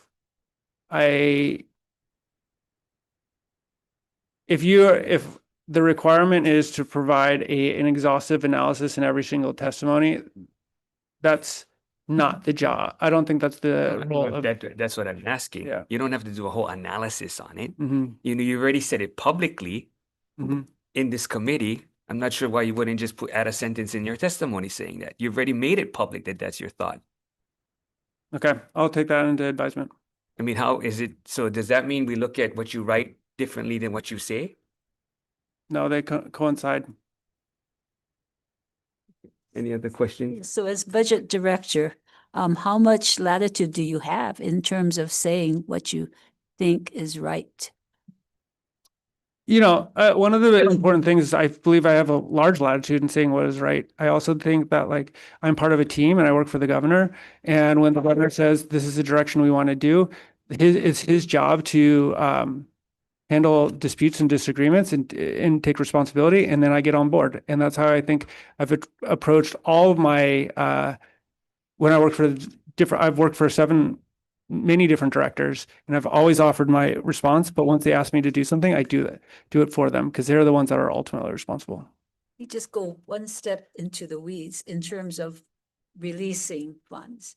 How does that process work, or how do you see it working in the time that you've been in that seat? How do you analyze the requests coming in for release from the departments? Because that takes a long time, or has taken. A long time. Yeah. So again, I think I mentioned it before, one of the primary roles that we do is ensuring that we don't throw good money after bad. So there is a really important role that BNF provides in like reviewing projects and allotment requests and ensuring that the money is spent wise. And we do catch things that are problematic. And then when they are problematic, I let the different people who are involved, the stakeholders are involved, why it is, and like our concerns. And I do believe that changes behavior, right? So when the appropriation is requested and the governor sends his budget to us, there is a review already of the Yes, project. correct. So when it comes back to you now, after the legislature, say it approves that, Mhm. then there's a time lag again when you review again what was originally approved. So tell me again what the process is where you have to have another review of the review. Yeah. So generally with like, especially the first quarter of allotments and things, we try to get that out the door as quickly as possible. And we understand things. But as the year progresses and we have a better understanding, particularly of CIP money that is available over multiple years, we do spend more time analyzing that, asking questions. If departments send us junk information, that tells us something, right? And so we're just asking for. That's how we feel. Yeah. So that tells us something about the way that they're managing their project. And we're asking that they send accurate information and they can answer questions. We're not being overly burdensome. And then when there are large delays, I want to know about it because it's not our job to get in the way, slow down money. It's our job to make sure the money's being spent wisely. So in the name of efficiency, do you work with the departments ahead of time so they know how not to give us junk information and give us information or give you information so that you can make an accurate assessment so that it helps us streamline the process as well, appropriations? Yeah, I do. And I believe that this budget management system where it will be centralized, I think like our hope is this will speed up the process. And like right now, we're always pointing, it's always BNF's fault that something hasn't been approved, but that's not always the case. Sometimes it's our fault and we take responsibility for that. But like having a transparent system where people know where the decision points are, I think will help our system. And that's one of the goals I have. Is that going to be? But nothing in the. So we're planning to have the IT system installed by the end of the year, but we will miss this budgeting cycle, right? Because the budgeting cycle begins around April. So we're really not until the following year when the product will be fully deployed. Okay, so I'll just go over and you can disagree with me if you think that they're not factually correct. But the rainy day fund is at about almost 1.6 billion. Correct. The carryover balance for 2025 was 2.12 billion according to Budget in Brief. Yep. The general fund lapses were 533.1 million. Mm-hmm. So what I don't understand is we're putting a pause on some of the tax breaks when we have all this cash and we did not even look at that many cuts in departments. But earlier, your whole thing is we have to make it affordable, we have to help businesses, but yet I don't feel like we've actually we're putting tax breaks on pause. We have all this cash and it doesn't seem to reconcile. Okay, so let me just disaggregate these cash, these different balances. One is the rainy day fund is really for one-off events, right? So a recession, COVID, something that we didn't expect. And no, but even if you take that off the table, right? But even if you take that off, because if you're talking about Kona law, for instance, and we wanted to borrow from the rainy day, why wouldn't we do that versus raising taxes first? So I'm just saying that we have tools and money's available before we start raising taxes. So the big issue is around fiscal year 2029. So if you look at our carryover balances, we're using them as we should, right, to get through this thing. But we have a structural mismatch between the amount of money that we're bringing in and the amount of money that we're spending. We're overspending. Yeah. So why aren't you looking at cuts? Well, you go into the departments and say, what can you cut? Well, we're taking this very seriously. So we put we took the 5% contingency restrictions and also the soft restrictions. So I never want to convey to you that we're doing this lightly. Like we've looked at. You don't have to. Your budget shows us that Yeah. you haven't made that many cuts in departments. Mm-hmm. We have about what, 200. Where is it? Okay, so all vacant positions, that's about 6,200. Budget salaries for vacant positions, 340 million. We have over 200 special and revolving fund accounts. We have unencumbered cash balances over 660 million. So I'm just not quite sure why we're doing the tax pause when we have all this cash. Well, all those are one-off. Like if we start spending it, like they're like one-off pockets of money, right? Yeah, so So if we adding them together. Yeah, but like if we started spending those, then we wait 5 years, we spend all that money, and we're in the same position. No, because at that point, if the economy doesn't improve and raising taxes might be our last resort, but why go to the taxpayer first versus doing the due diligence to make sure that we tighten our belt first? Well, the answer really is the council and revenue, right? Because the council and revenues lowered their forecast by $3.5 billion. And we are mandated to respond to that. We have a reserve policy that we need to meet, and then we're doing that by law. So that's really. You didn't even make any cuts. Well, again, I get what you're saying, Yeah. but then you didn't do the hard work to cut anything. mhm. And you didn't take any of the special fund balances that you could switch over to the general fund and still leave them enough money so that they could operate. Yeah, I think that's a valid critique and it's something we're happy to work with you on. Okay, well, you saw our position. I mean, we're not hiding it, right? You saw Mhm. the Senate bill. You saw our budget. We're happy to work with you guys on where you think the cuts may need to be reduced. But we didn't see any of that in the budget. Mhm. Okay. So you're supportive of us trimming our belt. I'm supportive of efficient government in a way that conforms with our values as a state. Well, efficient government means no wasteful spending, no holding on to cash that we don't need. Efficient government means reducing the amount of wasteful spending in a way that's coherent. And so one of the things that Spending for good cause is spending for good cause. We should have no wasteful spending, not just reducing it. We shouldn't have wasteful spending. well, a lot of the spending that we do represents different people's values. Right? And so what's efficiency to one But you have cash balances, you have vacant positions. Mhm. You're not spending it. But again, those are included in our financial plan for you so we can balance those things. And so if we But at the like same if you time, what we're cut trying if you to cut do, if you cut vacancies, right? They're just not going to show up in the lapses. It doesn't save us a lot of money in terms of balancing the financial plan. And that's what we're concerned about, right? And so one of the worst why things do you have, you're collecting money just to lapse?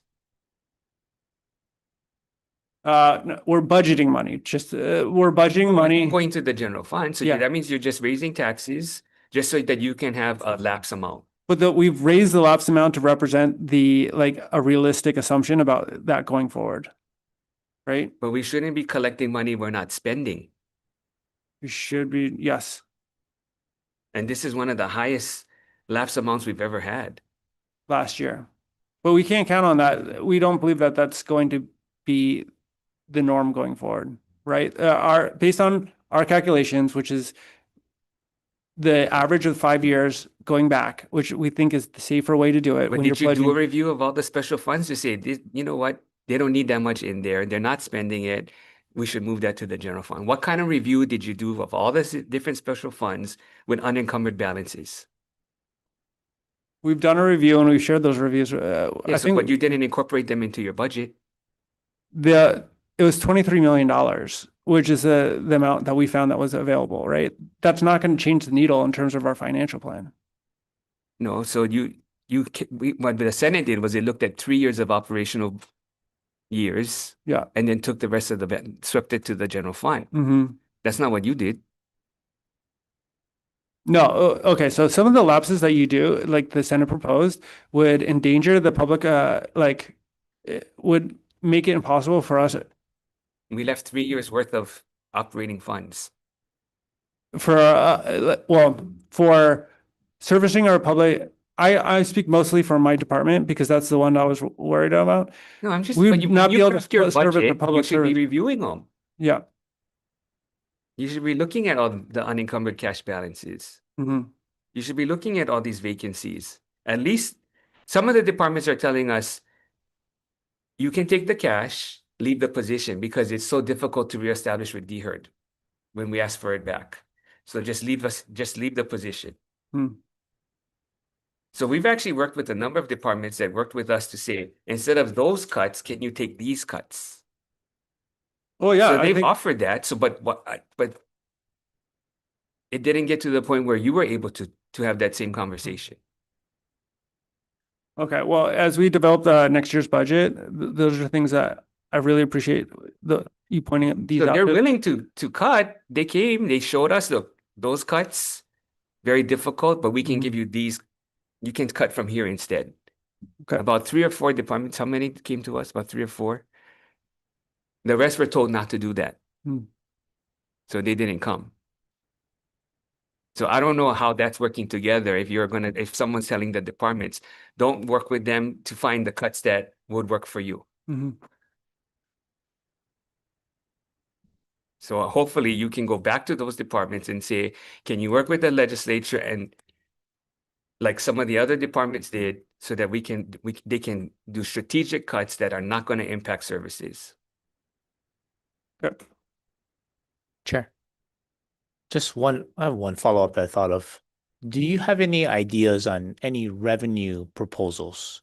Because my understanding is I don't think this administration had any revenue proposals.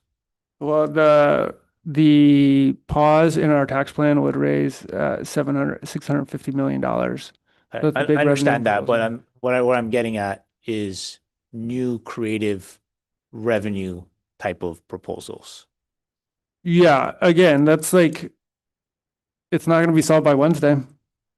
No, I understand that, but I'm If you asking. presented the budget, that should have all been part of your budget package. I'm just asking if you have any thoughts on that, because in this role, part of that responsibility is also coming up with revenue generating proposals, Right. right? And so it just in terms of like the weight of the words of the budget director, and as the need to be an analyst, I need to study those things before I would make proposals of that nature. So some of the authorities and corporations, for instance, they used to be on special funds. They were able to generate their own revenue. And over time, they've come into the legislature to ask to be on general funds. So now there's no impetus for them to go and Yep. create revenue on their own. So how are you approaching that? Because two specifically are HCDA and ADC. They were on special fund. Now they're on general fund. So I don't understand why they're telling us, oh, we can't go back to special fund. Yet they're still generating revenue. So I'm not sure what they're doing with their special fund money when they used to be entirely on special fund. Great questions. I have not looked into those two specific issues in depth, but I will. Okay. Any other questions? So with that said, Chair, was that initiated by the administration or from us? The HCDA and, No, historically they were on special funds. correct? Yeah. And who? And so that we can preserve the tax breaks, Okay. we ended up trying to find where we can find money. Okay, thank you. Okay, we have a number of people in here testifying in support, and I'm sure they're just gonna stand on their written testimony. Okay, corrections. Thank you. Transportation. In support. Energy office, I saw him earlier. Oh, okay. Governor's office. And support. Oh, that means a lot. HCDA. Support.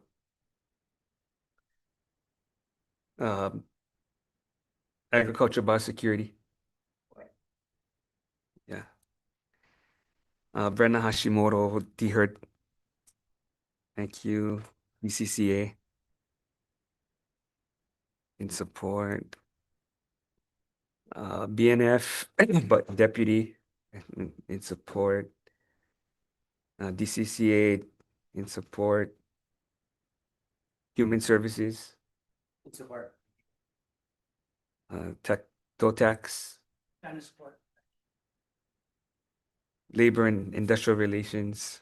Firmly stand on our testimony, strong support. I'm surprised you guys don't have conferences you guys gotta go to. Department of Defense. Chair. We only needed Will. Okay, DBED. DOH. And support. Thank you. Okay, you sent the testimony, so I hope I you support support. yourself. Yeah. Okay, Green Infrastructure Authority, I saw her earlier. Yeah, I saw her earlier. And then the Deputy of DOTAX. DAGS, Acting LG. Enterprise Technology Services. You have a lot of work to do with him. Lots of IT upgrades. Okay, I guess acting director of DAGS, she also sent in testimony of support, Public Housing Authority in support, yeah, they got. And we have a number of individuals in support. That's pretty good, nobody against. Well, surprised. Okay, thank you. So we'll just move on quickly to the other tax commission.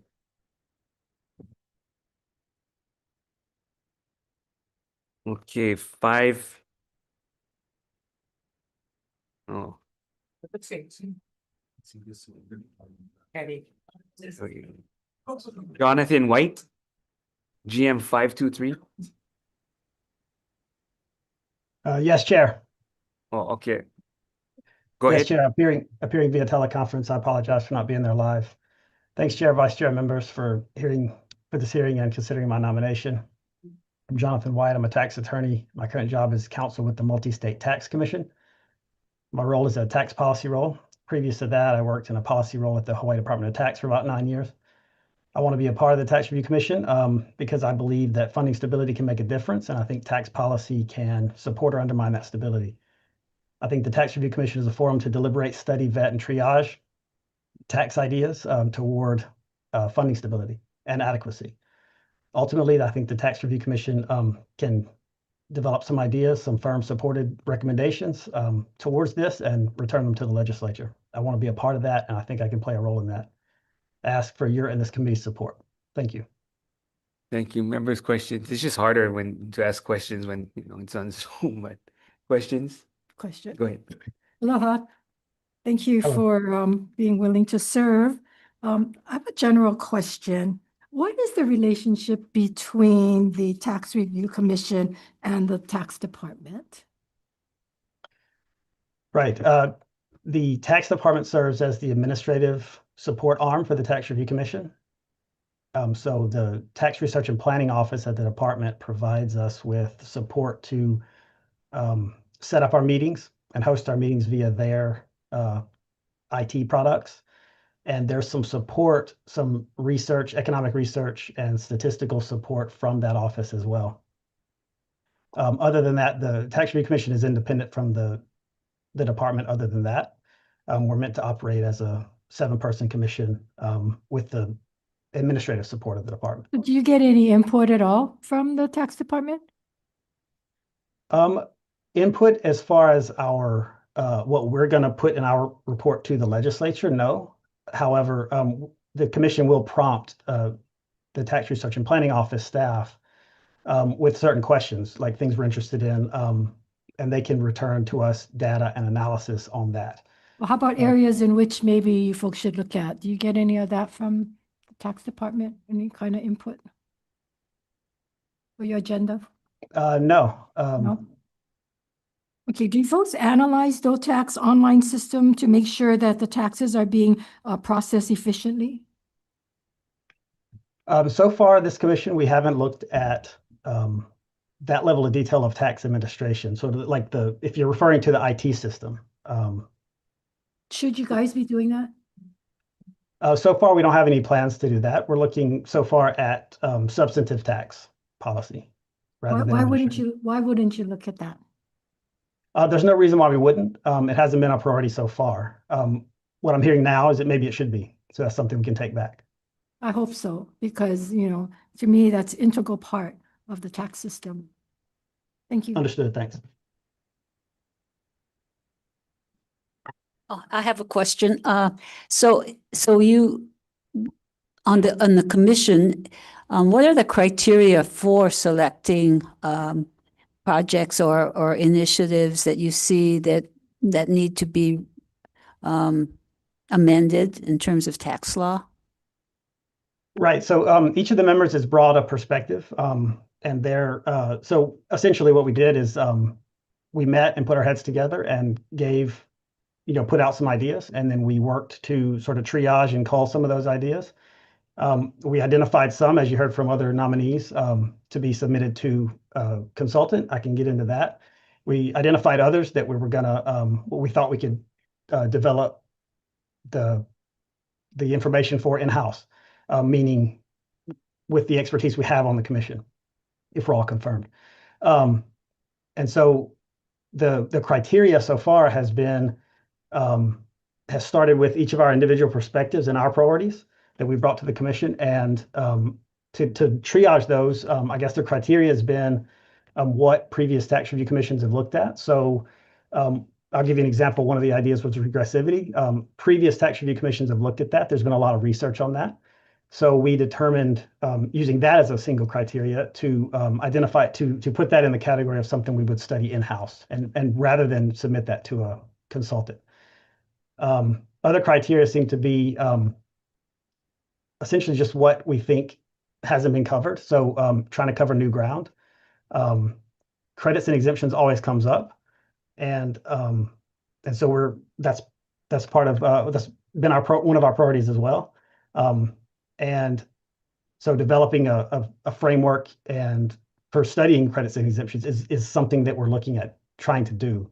But that's kind of getting ahead of your question, because I think that's sort of when I'm answering that question, I'm saying we're trying to develop the criteria to analyze credits and exemptions rather than the criteria that we've used so far. So the criteria we've used so far, I guess, is just our personal, the priorities we brought to the commission. The best answer I can come up with. It's according to what members are interested in versus maybe looking at some data that you can get from the department as to, for example, the tax credits and how much we are paying out, or the GET. Can you look at some of the criteria that might be something that would say, okay, this rises to the level that we really need to get more information and look and analyze it so that we might have recommendations to the legislature for amendments to the tax? Yeah, we totally will. For each of the things we've identified, we'll go through a process of getting the information we need. So in credits and exemptions, one of the starting points is the Tax Research and Planning Office. Early in the hearing, it was cited to the credits report, tax credits report, tax expenditure report, something like that. We've heard a presentation from the Tax Research and Planning staff on that, and we expect to hear more. That's sort of a starting point for data. For some of the other topics, because of the nature of the topic, we thought it'd be more appropriate to have an outside consultant get a start on that and report back to us, and then we can digest that and develop what we want to say in our eventual report. So the role of the data from the tax department will come into play, especially on those credits and exemptions, because they have that tax credit report. On the other side of the house, in terms of procedures and collections, do you folks look at that, or do you examine any of the departments' activities so that you can look at ways in which we could streamline, or ways in which we could give more enforcement powers, or ways in which the department can be supported in terms of the work that needs to be done on behalf of the state?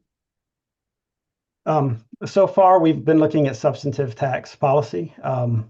We have not looked at administrative improvement yet. I'm hearing a different side of the IT administrative point I heard earlier. So I'm hearing that loud and clear, that that's something that we should think of as a priority. So I will take that back to the commission for sure. Thank you, Chair. Senator Elefante. Thank you, Chair. Thank you, Mr. White, for your willingness to serve. It's my understanding, are you the current chair? Yes, Chair. I am the current chair of the Tax Review Commission. Okay. Do you feel that it's necessary to meet with elected officials to provide updates on what the Tax Review Commission is doing? And if so, No. is there a reason why you didn't meet with some of the members prior to today's hearing? So I'll try to answer that in two parts. I think ongoing during the Tax Review Commission's work, there could be a role for the commission to have a line of communication with the legislature. I think previous to this hearing, as far as the confirmation, this is the second part of my answer, part of the confirmation process. I do think it's important to reach out and meet with the members. I started with the chair, I moved to the vice chair, and I stopped there. And I apologize for that if that's an oversight. Yeah, I would like to have a conversation with you, when your time permits on that. And the other question I do have is, as recent as your April 20th agenda, there was a brief presentation about the tourism and transit accommodation tax topic, as well as housing affordability topic.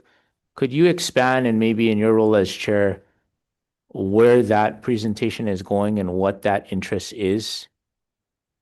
Sure. And responding to the previous thing, I can make time anytime and for that to meet with you. So at the last meeting, we discussed the transit accommodations tax and the role of that in possibly impacting tourism numbers and the total income from tourists and total tourist spend, those different metrics. And then as a separate topic, we discussed housing affordability.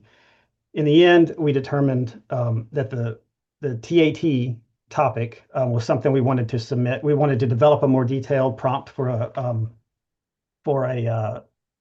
consultant and submit that to a consultant. And that for the housing affordability topic, that it quickly got kind of far afield of pure tax policy. And that in our other prompt, we have another prompt I'm calling the competitiveness prompt that has something in there, a little bit in there about housing affordability. So the member that was pushing that specific topic, we discussed it and determined that there was enough in that other prompt to cover that. That doesn't mean that won't come back up later.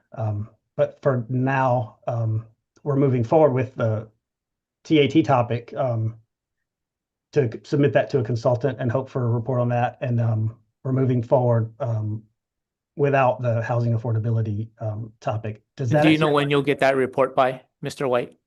No, I don't. So I'm glad you asked that question. We've been working as urgently as we can to get those prompts out so that we can start the procurement process. It takes time for that. And then to get those reports back, because we feel urgency to get those reports back as soon as possible so that we can analyze and digest those and put our mark on that rather than just staple it to the back of the report. So that's why so far we've been working very urgently to get that. And at the April 20 meeting, we developed that prompt and more or less finalized that prompt. So my hope is that we get it with at least a couple of months before the final report is due. But I can't predict when we'll get it. Thank you. Thank you, Chair. You have a question? One more question. So you are consul to the multi-state commission, the tax commission. Are there any issues that we have that might be that we could learn from other states or have connections with what other states are doing so that we can move forward in certain areas? Yeah, I've seen things from other states. I mean, I want to start with one, and this is not your question, I apologize, but I'm going to answer your question. The number one thing is the general excise tax. And that's my number one priority as a member of the Tax Review Commission is the general excise tax. I think it's the best thing we have that the state has going for it. I don't want to poke holes in it. And I see other states struggling with their sales taxes. It's the closest analogy to what we have is the general excise tax. And theirs are narrow and ours is broad, and theirs is a higher rate, ours is a lower rate, and ours is better, and it creates more money and generates a level of funding stability and adequacy that other states don't see from that tax type. So I guess that's one thing is to, and I've already discussed this with the members on a previous meeting, that I want to protect the general excise tax, and I don't want to poke holes in it, and that's something kind of a hill I'll die on. So that partially answers your question. I think there are some other issues, but for the most part, they don't move the needle a huge amount. So one I'll mention that has not come up at the Tax Review Commission yet, and I don't think is a topic for I don't think it's a topic for a consultant. I think it's a topic that we can discuss internally. And that is reform to the corporate income tax. I think there's some changes that could be made to the corporate income tax. It's not an enormous amount of money in total collections, and the reform wouldn't be an enormous amount of money either. But it would make the tax type more efficient. It would make it possibly, this is a point of controversy in the tax world, but possibly easier to administer. and probably would raise a little bit of money in the long term. So that's a couple examples. The GET one is the big one for me, and the corporate income tax is another, which has not come up yet. Thank you. Senator Richards. Yeah, thank you. Appreciate it, Mr. White, for, again, willing to serve. As I'm sitting here listening to your conversation, your narrative. Our tax codes are very complex, and have you given any thought, and this is radical, but just a flat tax, flat out flat tax? Have you had conversations around that, and what are your thoughts on that? Sure. The Tax Review Commission has not had any conversations about that. Our competitiveness prompt for a consultant, I think, is a potential opportunity for a consultant to be very creative. And so the way it's worded. And so I think that could come up through that consultant's report. So moving to the other part of your question, what are my thoughts on that? And my thoughts on that are pretty complicated. And so one of my other issues that I believe in, other than the general excise tax, is the concept of regressivity, and specifically how to measure regressivity, and the role that different tax types play in whether the tax system overall is regressive. I'm sure that the members have heard that the general excise tax is regressive, and I think that in a vacuum, that tax type is regressive. But given our entire tax system and our graduated income tax system, with the rates going up to where they go, and the standard deduction being where it is now, or the sort of zero rate, if you will, being where it is, I think that combines to make a tax system that's not regressive, but that still provides the revenue so that the legislature can fund the services, and we can provide, or the state can provide funding and benefits to the people that need it the most. So this is a long way of saying that for a flat tax, for an income tax, it's a flat tax. My personal belief, I don't like it in the state of Hawaii. And the reason for that is because the GET, I believe, is the best thing the state has going for it, and it's regressive. So I believe that the state needs a progressive income tax to go along with that. Okay, thank you. I think I do want to follow up with you on a further conversation. Thank you, Chair. Sure. Further question, Senator Kim.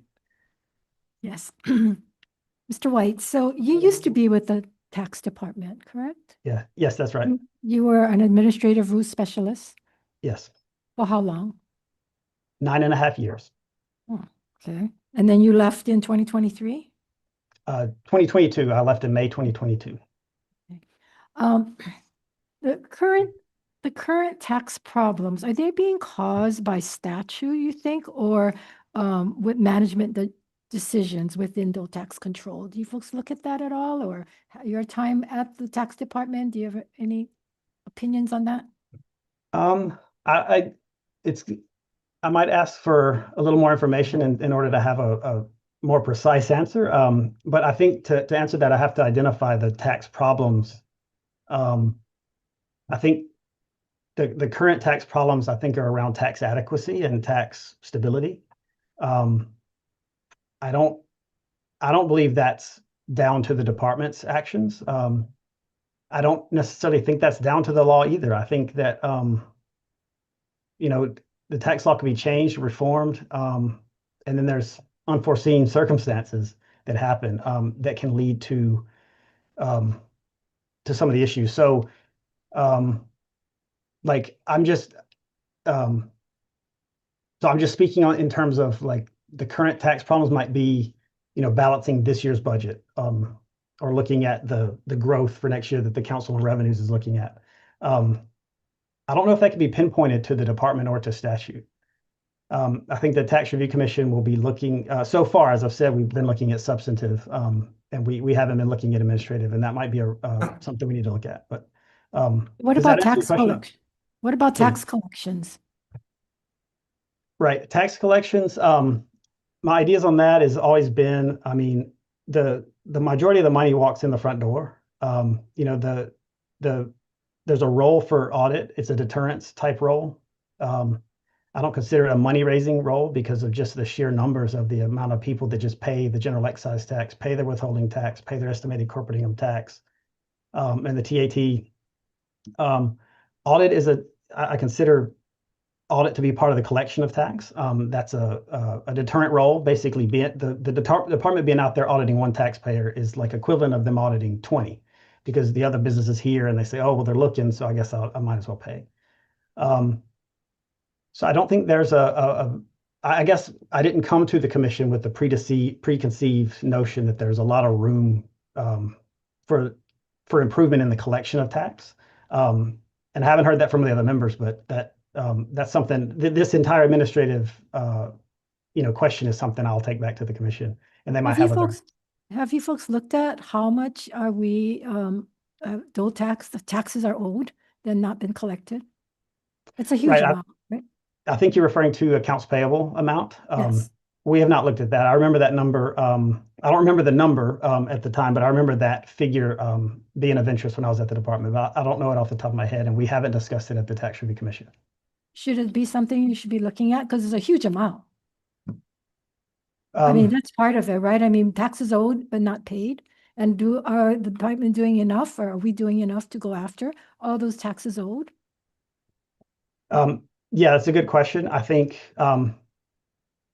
the commission's ability to identify, like first of all, to triage the amount. I mean, some of the amount is so old at this point, it might be water under the bridge. So to to adjust that number and then determine the opportunity that you have, even if you improve it to like, I don't know what the number is, but like if you improve it by 5% or 10% or 15%, like the value there, and I'm not sure whether the current department, or sorry, the current commission,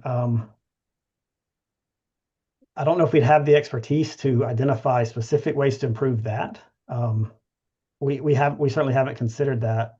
Well, you certainly can look at the data or look at what the previous administrations did and what the collection rate was at that time and past, well, how much they collected and what they're collecting now. I think there's data on that. So based on public data, based on feedback, do you think it's something that the commission should look at as far as where do we fall short on benchmarks like collections or resolutions of taxpayers situations?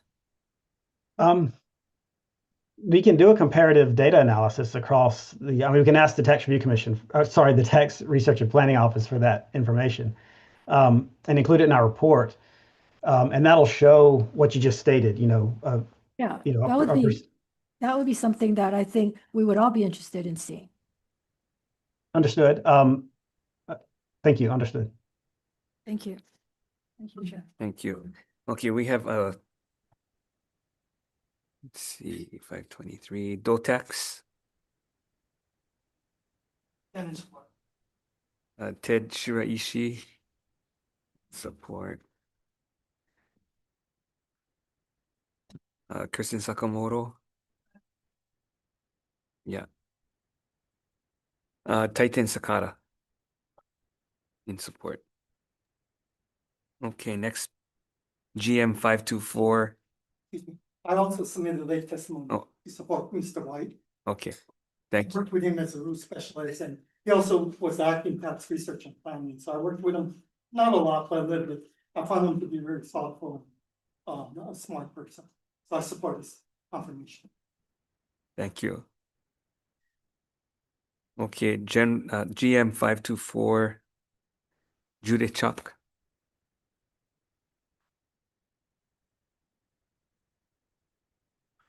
Good afternoon. Good afternoon, Chair Dela Cruz and Vice Chair Moriwaki and the members of committee.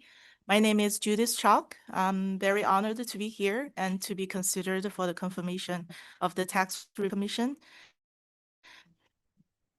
And I appreciate the governor's nomination and opportunity to serve the state of Hawaii in this role. With my background and experience, I worked for national and international CPA firms, especially for the Big Fours, for over 20 years. My clients are not only in Hawaii, but also mostly in New York, California, and other states on the mainland, U.S. mainland. I hope to contribute thoughtful analysis to the commission's review of the state tax system. And I respectfully ask for your favorable consideration. Thank you. Thank you. Members' questions? Senator Kim. Aloha, thank you for being here. You heard some of my questions that I asked the chair, and so I just kind of wanted to find out, where you would stand on these measures, because you are the vice chair, chair, right, yes. of the commission. So do you think that the commission should be looking at the IT system, should be looking at the data regarding collections and so forth? Absolutely. Okay, so is Yes. that something that you're going to? Yes, actively put absolutely. How The long- only I'm sorry, go Yeah, ahead. sorry. The only concern is because the Tax Review Commission, we do have very limited access to the data, and due to the confidentiality, we will try our best to look at the current data, limited data, and to have the analysis and see how much is the collectible. And we probably will do a full analysis to see why these are still outstanding and why they are not collectible. Is there what are the reasons? And maybe we can come up with some solutions and to see help the state and provide some suggestions how to collect them. And maybe one thing on my mind was I was always looking at the federal as our guideline first, and because when the federal we have taxpayers, they are unable to pay the federal tax, and we do see the federal offer the installment method. That's one of the method I think we probably could also borrow from the IRS and then see if the taxpayer is unable to pay because of the cash flow issue, and maybe we can also offer the installment payment method and to help them to make the payment. Good suggestion. So we're not doing that now. Tax department is not giving the installment? I guess probably that will be case by case, and if they do reach out to the tax department, and they will find a solution for each taxpayer. But I was just saying maybe we can make a more convenient method and to help the taxpayer to be willing to make a payment as soon as they can. Okay, and you can get some of this data if you request it, right, from the Yes. department? Yes, And how long have you been on the commission? since December. Since this December? Yeah. Okay, so fairly new then. Yes. Okay, well, certainly look forward to some of the things that you pointed out. Thank you. Thank you. We'll just send you because of time, we'll send you the same questions that we asked others, and you can just respond in writing. Okay, sure. Any other questions? Okay, five. Made a late testimony, strongly support Judith Chow to the Tax Review Commission. She's a former student. And Oh, wow. Oh. from Shanghai, but she married a local boy in fourth generation. So she made a home in Hawaii, but she brings the international perspective and very pro-business perspective. Thank you, Kurt. Thank you. And then DOTAX. Thank you. GM 525, John Yasuda. Thank you.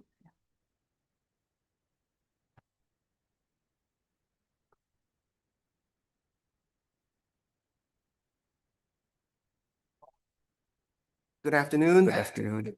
Thank you, Chairman Dela Cruz, Vice Chair Moriwaki, and the committee. Thank you for your consideration and time.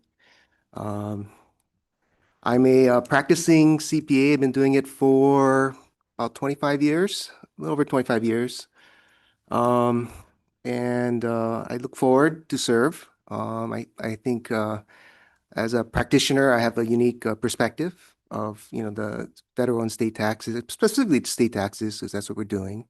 And like I said, I look forward to seeing if I can be of a help with the committee, with the council. Members' questions? Just real quick. Yeah. So you sat there and listened. Is there anything on the questions that we asked or requested of the commission that you think that you guys shouldn't be doing or you should be doing? Well, this process has been is new to me. The Tax Review Commission, we've been doing this for just a couple of months. We're all new at this. I know Jonathan's done a lot more, but I found it very eye-opening and very interesting. I would like, I know Senator Elefante is not here, but he reached out to me earlier, and I do have an appointment with him. So I look forward to talking. I think it'll be a very interesting, yeah, to understand and see what all of you think is, important, and make sure that we can address those. Well, that's those why we have issues. these confirmations, and Yeah. I'm glad that you're here to hear us, so. It's new. I mean, I've never done this. It's very interesting. We don't want to scare you away. Thank you. Thank you for your willingness to serve. Okay, we'll just send the same questions in writing. Okay, please do. And then hopefully you had enough time to meet with all the members. yes, Or at thank you least very much. contact them, yeah. Excuse me, I strongly recommend Tanya Suda and strongly recommend this confirmation. Okay, Kurt, is there anyone you don't Yeah, I recommend? Yeah. He's my constituent. Yeah. Kurt is my constituent, so I have So I to have talk to him. volunteered your time, so I want to be here to support. your Oh, you recruited them. I recommend it. Well, welcome back, Kurt. No, It was happy to have worked with you in the early Yeah. early years when you were here. And then we have Dotex. Thank you. And then last GM, we had others, but we'll send them their questions in writing. GM 526. Jeff. Go ahead. Oh, good afternoon, Chair. My name is Jeff Uyoka. I'm from Maui. I'm a land use attorney. Prior to that, going private, I would work for the County of Maui as a deputy corporation counsel for 10 years. Look forward to working on the Tax Review Commission if you guys will confirm me. Heard all your questions. Looking forward to trying to get you some answers. My main interest when I did apply was I'm land use, so I do work a lot with hoping to see more infrastructure. So that GET surcharge for the counties, that was kind of interest to me, but we'll see what happens. It's a commission, so we decide as a group how it goes. So thank you very much, Chair, members. Thank you. Members, questions? And then we'll just follow up in writing. Thank you. And Dotex. Okay. Okay, and then sorry, but we have to go back to, where did it go? Let me see. GM 520. 520.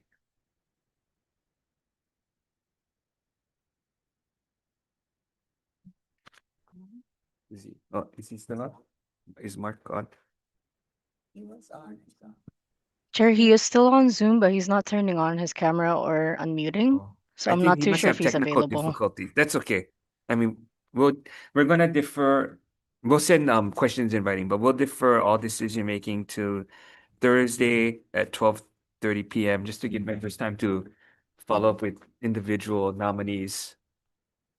And then it gives them time to respond to questions in writing.